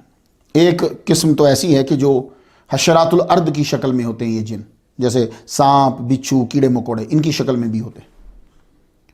درندے کی شکل میں بھی یہ آ جاتے ہیں، خاص طور پر کالے کتے کی شکل میں آتے ہیں۔ مسلم شریف کتاب الصلاۃ، حضور صلی اللہ علیہ وسلم نے فرمایا الکلب الاسود شیطان، کالا کتا شیطان ہے، جن ہے۔ تیسری قسم جو ہے وہ ان کی یہ ہے، ہوا کی طرح یہ ہوتے ہیں، ہوا کی طرح۔ اب کچھ آپ کے علم میں اضافہ ہو، مکمل نہیں میں کہہ رہا، کچھ تو مسلمان جنوں کے اعمال کیا ہوتے ہیں؟ مشرک جنوں کا بارے میں نے آپ کو بتایا، اب مسلمان جن، جو مسلمان جنوں کے اعمال آپ سن لیجیے۔ مسلمان جن نماز ادا کرنے مساجد میں آتے ہیں، یہ قرآن حفظ کرتے ہیں۔ ہم نے اپنے استاد فخر القرآن قاری عبد المجید اجمل، صدر مدرس جامعہ نعیمیہ گڑھی شولہور رحمۃ اللہ علیہ، ان سے بڑے واقعات سنے۔ جن مدارس میں قرآن حفظ کرنے آیا کرتے تھے، تاریخ جرجان میں ہے، ویسے اس کو کتاب و معرفت علماء اہل جرجان کہا جاتا ہے، یہ اس کا مکمل نام ہے۔ حضرت جابر رضی اللہ تعالیٰ عنہ سے روایت ہے کہ ہم حضور صلی اللہ علیہ وسلم کے ساتھ جا رہے تھے، ایک بہت بڑا اژدہا آیا، اس نے اپنا سر حضور صلی اللہ علیہ وسلم کے کان مبارک پر رکھا، چونکہ حضور مطمئن تھے، ہم بھی پیچھے کھڑے ہو گئے، حضور نے کوئی اشارہ نہیں کیا، وہ یوں رکھ کے اژدہا جو ہے وہ باتیں کرتا رہا، پھر حضور صلی اللہ علیہ وآلہ وسلم نے اس کے کان میں کافی دیر تک، یعنی مطلب کہ اس کی طرف منہ کر کے کافی دیر تک کچھ پڑھتے رہے، وہ چلا گیا۔ تو صحابہ نے عرض کی ہم شروع میں تو ڈر سے ہی گئے تھے، آپ نے فرمایا جنوں کے ایک گروپ کا سردار تھا، وہ سورہ سیکھنے آیا تھا، وہ سورت بھول گئے تھے، میں نے اس کو وہ سورت سکھا دی۔ چونکہ یہ اصلی سانپ نہیں ہے، اس لیے آپ یہ نہیں کہہ سکتے کہ سانپ تو سنتا نہیں ہے، یہ سانپ کی شکل کو اڈاپٹ کرتا ہے۔ مسلمان جن جو ہیں وہ حج بھی کرتے ہیں، عمرہ بھی کرتے ہیں۔ تاریخ مکہ میں ہے، ابن ابی دنیا نے بھی نقل کیا اسے۔ حضرت ابو طفیل رحمۃ اللہ فرماتے ہیں کہ جن کو سانپ کی شکل میں خانہ کعبہ کا طواف کرتے ہوئے پایا، 7 چکر پورے کیے تو حضرت عبداللہ ابن صفوان نے کہا تمہارا عمرہ پورا ہو گیا، ہمارے بچے تم سے ڈر رہے، اب جاؤ۔ وہ جہاں سے آیا تھا اسی طرف واپس چلا گیا۔ حضرت عطا بن رباح رحمۃ اللہ علیہ سے بھی ایک واقعہ ہے۔ آپ حضرت عبداللہ بن عمر کے ساتھ مسجد حرام میں موجود تھے، ایک سفید اور سیاہ رنگ کا سانپ آیا اور کعبے کا 7 مرتبہ اس نے طواف کیا، مقام ابراہیم کے پاس آیا۔ حضرت عبداللہ بن عمر رضی اللہ تعالیٰ عنہ نے قریب آ کر کہا امید ہے کہ تم نے عمرہ کے احکام کر لی ہے، کچھ مجھے ڈر ہے کہ کوئی انجانے میں تمہیں مار نہ دے، تم یہاں سے چلے جاؤ۔ وہ گھوما اور آسمان کی طرف اڑ گیا۔ بھائی نیا پھڈا کھڑا ہو جاتا نا، بارہا ایسا ہوا ہے، اور میرا یہ ٹاپک نہیں ہے، میں آپ کو صرف اشارہ دیتا ہوں، آگے تحقیق آپ بھی تو کیا کریں نا، ہمارا اتنا ٹائم لمبا ہو جاتا۔ اب سانپ کے متعلق بات جب آ گئی تو اس کے احکام کیا ہے؟ ایک صاحب نے جو غالباً ناگ کی پوجا کرتے ہوں گے کہا کہ مسلمانوں کے اندر بھی سانپ کی تعظیم کی جاتی ہے۔ انہوں نے ایک اجمالی بات کو اپنا تفصیلی مذہب سمجھ لیا۔ سانپ کو ماننے کا کیا حکم ہے؟ سنیے غور سے۔ جب صحرا میں ملے، اس کا مطلب یہ نہیں کہ وہ اپنے کام میں ہے اور آپ پیچھے جا کے اس کو مار کر آؤ، جانے دو جانے دو، لیکن اگر آپ کو خطرہ ہو گیا تو فوراً سے مار دو۔ صحرا میں گھر میں نظر آئے تو یہاں اختلاف ہے، کچھ علماء کہتے ہیں مار دو، کچھ علماء کا کہنا ہے کہ اس کو 3 بار تنبیہ کرو، چلا جائے تو ٹھیک ہے ورنہ مار دو۔ میں آپ کو مسلم شریف سے حدیث سناتا ہوں، یہ موطا امام مالک میں کتاب الاستیزان کے اندر ہے، غور سے سنیے گا ذرا۔ اِنَّا بِالْمَدِینَةِ جِنًّا قَدْ أَسْلَمُوا، تو حضور نے فرمایا کہ آج کل مدینہ میں جن ہیں جنہوں نے اسلام قبول کیا ہے، تو جب تم ان میں سے کسی شے کو دیکھو تو اسے ڈراؤ۔ یہ میں اب خلاصہ ترجمے میں اکثر خلاصہ کر دیتا ہوں جو میں نے کافی جگہوں سے پڑھا ہوتا ہے۔ تم اسے ڈراؤ کا مطلب کیا ہے؟ یعنی اسے یہ کہو کہ تم نے عہد کیا نوح علیہ السلام سے، تم نے عہد کیا سلیمان علیہ السلام سے کہ ہمیں نقصان نہیں پہنچاؤ گے تو چلے جاؤ۔ اگر وہ تیسرے دن پھر نظر آ جاتا ہے تو اب مار دو۔ باقی سب احکامات سانپ کے بارے میں انہی دنوں کے ہیں۔ جیسے ایک فرمان ہے ان رسول اللہ صلی اللہ علیہ وسلم نہا عن قتل الحیات التی فی البیوت، موطا میں ہے عن قتل الجنان الا ذات طفیتین، حضور نے منع فرمایا حیات سانپوں کو مارنے سے جو گھروں میں ہیں، مگر جو گھر میں وہ ہیں ذات طفیتین جو ہے۔ اب ذات طفیتین کے میں نے 2 ترجمے پڑھے ہیں، ایک ترجمہ پڑھا ہے جن کے سروں پہ 2 نقطے ہوں، ایک میں نے اس کا ترجمہ پڑھا ہے white with 2 white lines on its back، اس کو فوراً مار دو۔ والابتر، اور جس کی دم کٹی ہو اس کو مار دو۔ اب ان ساری چیزوں کو سمجھنا ہوتا ہے، صرف ایک چیز پڑھ کے فیصلہ صادر نہیں کرنا۔ اب ان کو مارنے کا کیوں حکم دیا؟ فَإِنَّهُمَا يَخْتِفَانِ الْبَصَرَ وَيَطْرَحَانِ مَا فِي بُطُونِ النِّسَاءِ، یہ آنکھوں کی بینائی چھین لیتے ہیں، اور جو ماں کے پیٹ میں ہے اسے گرا دیتے، اتنے خطرناک ہوتے ہیں، مار دو ان کو۔ اب میں تلاش کرنے لگا کہیں تشریح میں مجھے مل جائے، تو ابو لبابہ کی ایک حدیث میں پڑھ رہا تھا تو اس کی تشریح میں لکھا ہوا گھروں میں پتلے سفید سانپ ہوں تو انہیں مت مارو، لیکن یہ بھی انہی دنوں میں، تو اس کو پہلے تنبیہ کرو۔ تو وہ جو گھر ہوتے تھے نا آج کل کے گھروں کی طرح نہیں ہوتے تھے، کھلے گھر ہوتے تھے، تو اس کا کہیں جاتے چلتے ایسے چلے گئے۔ ان بیانات سے یہ ظاہر نہیں ہوتا کہ ہم سانپوں کا احترام کرتے ہیں، بلکہ احتیاط تھی کہیں جن کا قتل نہ ہو جائے اور پھر آپ مشکل میں پڑ جائیں، جیسا کہ واقعات سے واضح ہوا۔ اب میں آپ کو ایک واقعہ سناتا ہوں۔ تفسیر روح البیان کے ترجمہ کرتے ہوئے شیخ القرآن والحدیث علامہ فیض احمد اویسی رحمۃ اللہ علیہ نے لکھا کہ شاہ ولی اللہ رحمۃ اللہ علیہ 113 نمبر سٹوری پہ میں بیان کر رہا ہوں، شاہ ولی اللہ رحمۃ اللہ نے ایک سانپ مار دیا، وہ تھا جن اٹھا کے شاہ ولی اللہ کو لے گئے، کہنے لگے جی قصاص، بادشاہ کے سامنے پیش کر دیا، بادشاہ جن کے سامنے، ان کو قتل کریں جی، انہوں نے ہمارا بندہ مار دیا، میں نے جن مار دیا۔ کیس کی سنوائی شروع ہوئی تو ایک بوڑھا جن آ گیا ہے، کہنے لگا جی آپ ان کو نہیں مار سکتے، مجھ تک ایک حدیث پہنچی ہے، فرمان پہنچا ہے جو میں نے سنا ہے، وہ کیا ہے؟ انہوں نے کہا فرمان یہ ہے کہ من قتل فی غیر ذیہ فدمہ حدر، اگر ایسے شخص کو قتل کر دیا جائے جو ایسی وضع اور لباس میں ہو جس کا قتل کیا جانا جائز ہو، اسے کوئی قتل کر دے تو اس کا خون معاف ہے۔ یہ فرمان سن کر شاہ ولی اللہ کی جان چھوڑ دی بادشاہ نے، ورنہ قصاص میں گئے تھے کیونکہ انہوں نے سانپ کو مار دیا۔ اب سمجھ آئیے آپ کو کہ تب کیوں منع کیا تھا؟ اس لیے کہ جن آتے تھے اور اسلام قبول کرتے تھے۔ اب تفسیر البیان میں سورۃ الجن کی تفسیر میں حضرت العیزا بن حریث، یاد رہے گا، العیزا بن حریث العبدی رضی اللہ تعالیٰ عنہ سے روایت ہے، محدثین نے آپ کو سکہ قرار دیا۔ آپ نے فرمایا کہ ابن مسعود رضی اللہ تعالیٰ عنہما، یہ ان کے ایک صاحب جو ہیں، انہوں نے قصہ سنایا کہ ہم جا رہے تھے تو راہ میں ایک تڑپتا ہوا سام ملا ہمیں، وہ دیکھتے دیکھتے وہ مر گیا۔ تو صفوان بن معطل انہوں نے کیا کیا کہ اپنے امامہ شریف لے کر اس کا ایک حصہ جو ہے وہ پھاڑ کے اس کے اندر اس کو لپیٹ کے دفنا دیا۔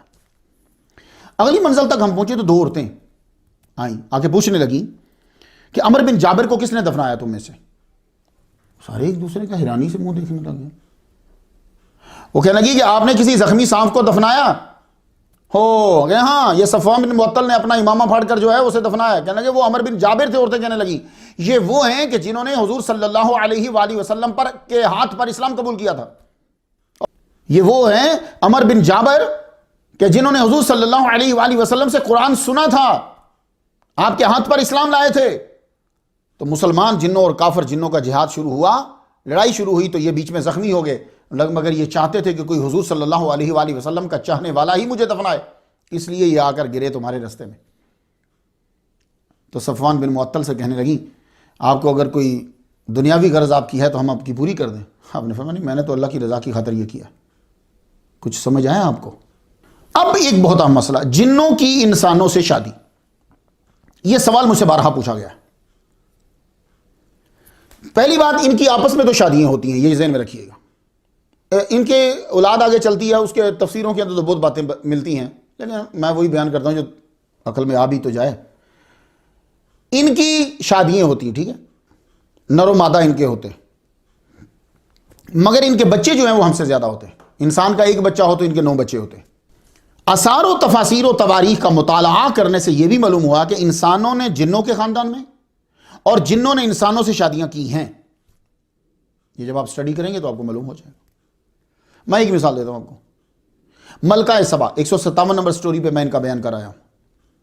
حضرت مجاہد رحمۃ اللہ علیہ فرماتے ہیں، حضرت زہیر بن محمد فرماتے ہیں، حضرت ابن جریج، ان کا پورا نام عبد الملک بن عبدالعزیز بن جریج ہے، 70 ہجری میں یہ پیدا ہوئے تھے۔ ان کے ابا بھی بڑے فقیہ تھے، یہ مکہ میں پیدا ہوئے، حضرت عطا کے شاگرد تھے یہ۔ حضرت عثمان بن حاضر ہمیری، یہ ابن عباس کے ساتھیوں میں سے ہیں۔ یہ تمام فرماتے ہیں کہ ملکہ سبا کی والدہ جو ہے وہ جنوں میں سے تھی، با انسانوں میں سے، اماں جنوں میں سے، بیٹی ملکہ سبا، یہ بیوی بنی سلیمان علیہ السلام کی۔ ابن ابی شیبہ میں، ابن ابی حاتم نے اور نوادر الرسول نے، تینوں نے بیان کیا۔ میرے ذہن میں ایک بات آتی ہے، میں نے پچھلی سٹوری بھی بیان کی ہے لیکن اس میں نے اسے ٹچ نہیں کیا۔ یمن سے چلی ملکہ سبا، رائٹ؟ تو ان کا تخت منگانے میں سلیمان علیہ السلام کو جلدی کیوں تھی؟ کتنا سفر ہے؟ 2199۔ آگے پیچھے تھوڑا سا ہوتا رہتا ہے یار، بندے پھر لگے رہتے ہیں، یہ بات سڑکیں میں نے نہیں بنائی ہوئی۔ 2199 یمن سے چلی، جیروسلم انہوں نے پہنچنا ہے، سفر کتنا ہے؟ 2249 یا 2199 کلومیٹر۔ انسان اپنی رفتار سے بھی چلے، چلو تیز بھی چلے، ایک دن میں نہیں پہنچ سکتا، ٹھیک ہے، زیادہ ہی لگے گا نا۔ اور پھر اوپر سے جن یہ کہہ رہا ہے کہ میں تخت لے کے آ جاتا ہوں آپ کے کھڑے ہو کر بیٹھنے سے پہلے یا آپ کا محفل برخاست کرنے سے پہلے۔ وہ محفل بھی کوئی اتنی لمبی گھنٹے، چند گھنٹوں کی ہوتی تھی، آپ کہہ رہے نہیں مجھے اس سے بھی زیادہ سپیڈ سے چاہیے۔ اتنی سپیڈ کیوں چاہیے؟ اگر وہ انسان ہے تو وہ بہت دیر لگائیں گے، تو یہ جن کی سپیڈ ٹھیک ہے، 4-5 گھنٹوں میں لے کے آ رہا ہے، اب نے کہا نہیں مجھے تیز چاہیے۔ تو یہ کام ایک آدمی کو دیا، اپنے وزیر کو، آصف بن برقیہ کو، جنہوں نے پلک جھپکنے میں لا کے رکھ دیا۔ مجھے ایسا معلوم ہوتا ہے کہ ملکہ کی سپیڈ عام انسانوں سے زیادہ ہوگی، بلکہ جنوں سے بھی زیادہ ہوگی، تو آپ اس کے پہنچنے سے پہلے لانا چاہتے تھے۔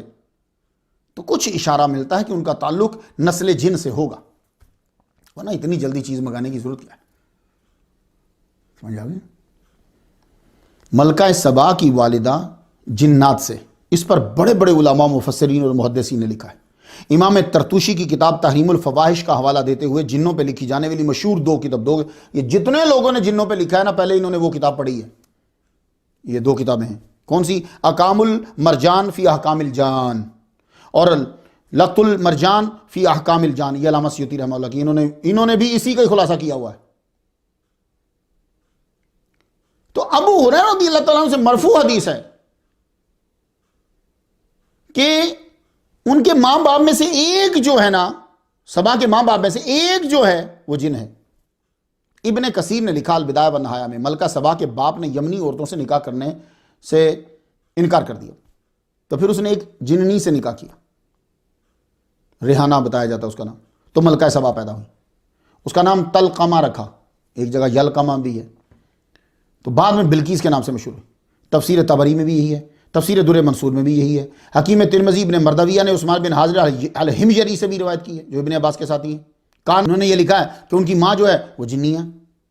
ابن عساکر نے یہی خبر دی ہے. ایک کتاب ہے غمز و عیون البصائر شرح کتاب الاشباح والنظائر، اس میں لکھا ہے کہ ان بلقیس من بنات الجن ہے، وہ جن کی بیٹیوں میں سے ہے. امام قرطبی نے کہا ہے کانت ان بلقیس من الجن، ملکہ سبا جن ہے. تو اس روایت پہ لوگوں نے ضعف کا لفظ استعمال کیا ہے سعید بن بشیر کی وجہ سے، لیکن ضعف کس وجہ سے قرار دیا ہے یہ آپ کو نہیں پتا ہوتا. تو یہ بھی ایک علم ہے کہ بھئی کہا یہ ضعیف ہے. تو پہلی بات تو یہ ہے کہ ہم ضعیف کو یہ سمجھتے ہیں کہ شاید جھوٹی ہے، نہیں یہ نہیں ہوتا. اور پھر ہم ضعیف میں ضعف کس وجہ سے ہے یہ بھی ہم نہیں چیک کرتے. تو امام ذہبی کا جملہ ہے والکلام فی حفظہ لا فی دیانتہ و عدالتہ، ان کی دیانت ایمانداری میں اور ان کے عدالت میں کوئی ضعف نہیں ہے.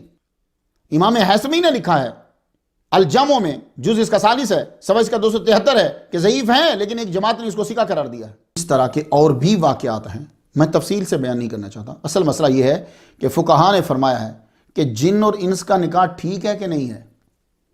یہ بات تو ہے کہ ہوتا ہے.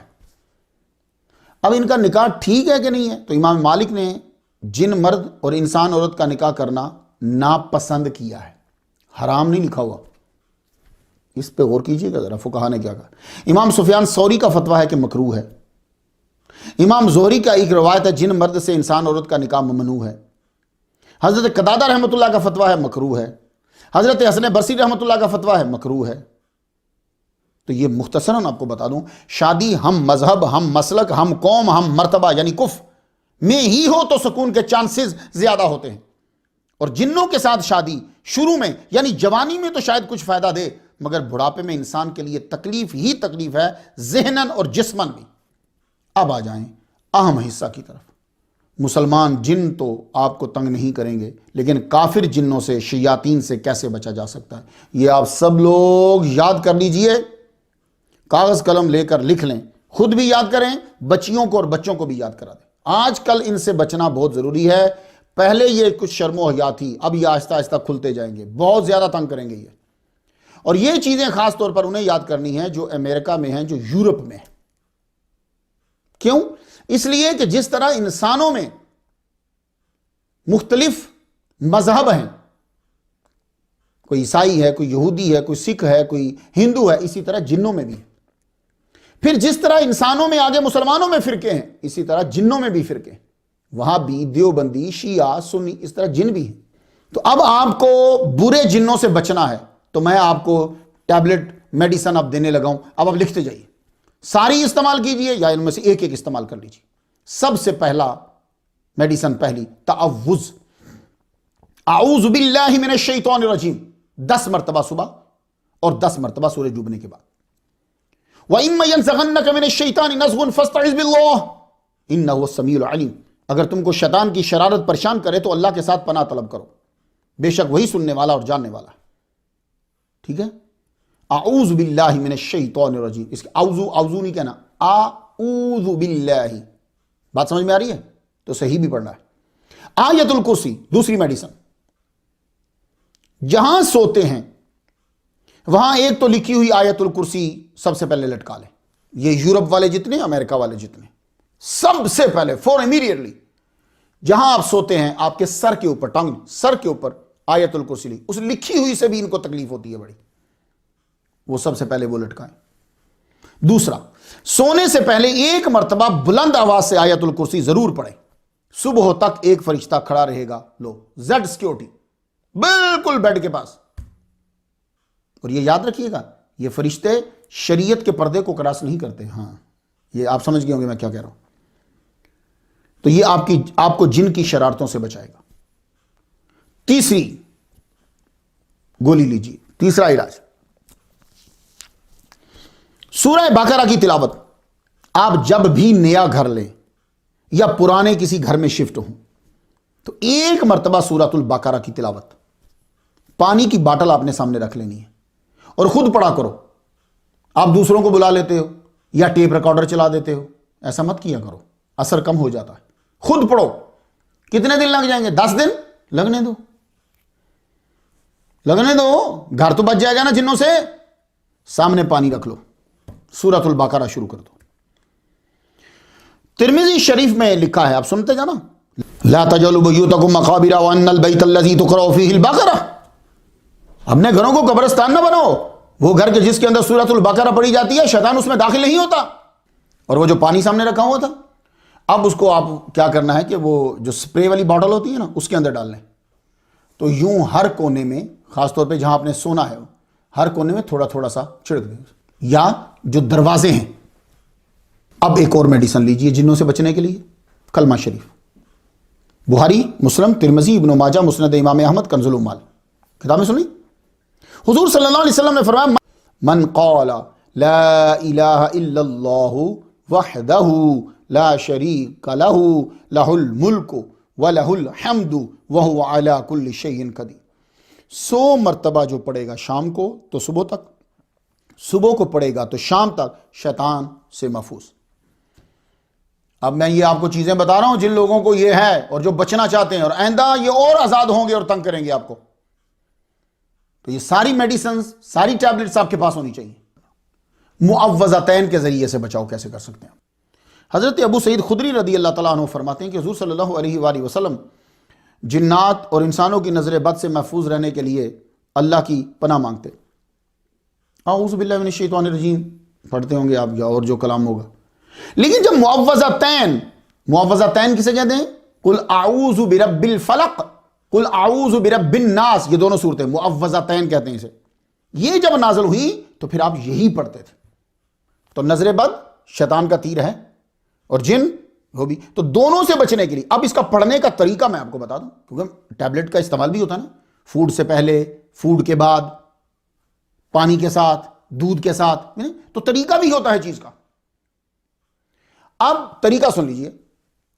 جب آپ اپنے بستر پر چلے گئے، یہ تو سب لوگ عادت بنا لو کہ بغیر وضو کے تو سونا ہی نہیں چاہیے.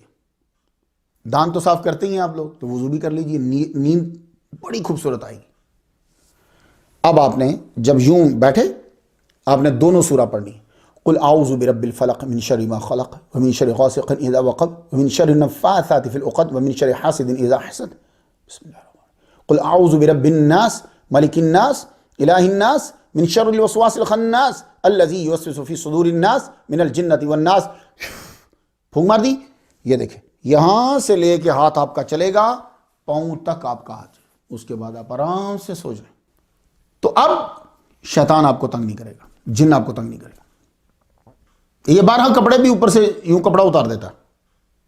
کچھ تونگڑے ہوتے نا بلا وجہ شرارتیں کرتے تھے، پنگے لیتے رہتے. سورۃ الحشر کی آخری 3 آیات سے علاج. جو شخص پہلے 3 مرتبہ پڑھے اعوذ باللہ من الشیطان الرجیم، اعوذ باللہ من الشیطان الرجیم، اعوذ باللہ من الشیطان الرجیم، 3 بار ہو گیا. اب آگے آپ نے سورۃ الحشر کی 3 آیات آخری پڑھنی. کہاں سے شروع ہوتی ہیں؟ واللہ الذی لا الہ الا ہو عالم الغیب والشہادہ والرحمن الرحیم. واللہ الذی لا الہ الا ہو الملک القدوس السلام المؤمن المہیمن العزیز الجبار المتکبر سبحان اللہ عما یشرکون. واللہ الخالق الباری المصور له الاسماء الحسنى يسبح له ما في السماوات والارض وهو العزيز الحكيم. سن لیا آپ نے؟ تو یہ پڑھ کر، یہ جب آپ نے رات کو پڑھ لی، ہزاروں کی تعداد میں فرشتے اس کمرے کو گھیر لیں گے. ایک جگہ میں نے 70,000 پڑھے ہیں. اس سے بڑی سیکیورٹی کہاں ہوگی جناب؟ تو یہ 3 آیات پڑھیں، پورا کمرہ گھیر لیا فرشتوں نے. صبح تک یہ آپ کی حفاظت کریں گے، اور اگر صبح کو پڑھا ہے تو شام تک یہ کریں گے۔ جتنے لوگ سن رہے ہیں وہ جب آفس میں جاتے ہیں یہ پڑھ کے نکل جائیں۔ فرشتے 70,000 جس کی زیڈ پلس سیکورٹی جناب، سورۃ الاخلاص، اور پھر ایک اور ٹیبلٹ لیجیے، ایک اور علاج، ایک اور میڈیسن، سورۃ الاخلاص سے بچاؤ۔ حضرت علی فرماتے ہیں جو کوئی صبح کی نماز پڑھنے کے بعد وہیں بیٹھا رہے، بات کسی سے نہیں کی، فوراً 10 مرتبہ پڑھے قل هو اللہ احد اللہ الصمد لم یلد ولم یولد ولم یکن لہ کفوا احد، 10 مرتبہ، اللہ اس کی دنیاوی تکالیف اور شیاطین سے حفاظت فرمائے گا۔ جناب آپ کے پاس تو اتنی چیزیں ہیں، آپ پتہ نہیں کیوں رو رہے ہیں۔ زبردست علاج دے دیے، تو اب آپ نے بچوں کو یہ یاد کرا دینی ہے، اور دجال جو شیاطین کا سردار ہوگا اس سے بچنے کے لیے آپ اپنے بچوں کو سورۃ الکہف کی پہلی 10 آیات زبانی یاد کروا دیں۔ میں نے تو اپنے مدرسے میں بھی شروع کروا دی ہے، گھر بھی بول دیا، اسے پڑھی خود بھی میں پڑھ رہا ہوں۔ وہ جو شیطانوں کا سردار، سارے شیطان اس کی پیروی کریں گے، ابلیس بھی اس کے ساتھ ہوگا، تو وہ 10 آیات ہوا۔ مسلمانوں اور کیا چاہیے یار آپ کو؟ اللہ نے آپ کو سب کچھ دے دیا، پھر بھاگتے ہو فراڈیے دھوکے بازوں کے پیچھے۔ باوضو رہو، نماز پڑھو، سمجھ آ گئی آپ کو، اور یہ قرآن پڑھو۔ جن آپ سے طاقتور نہیں ہیں،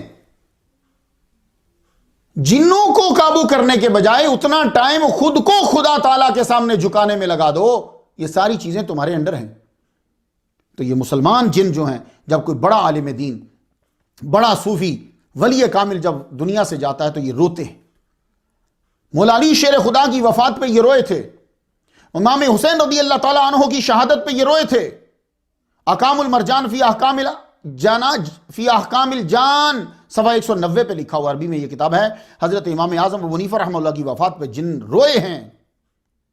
تو مسلمانوں، جس طرح آپ کا حساب ہے ویسے ہی جنوں کا حساب ہے، کچھ اچھے ہیں کچھ برے ہیں۔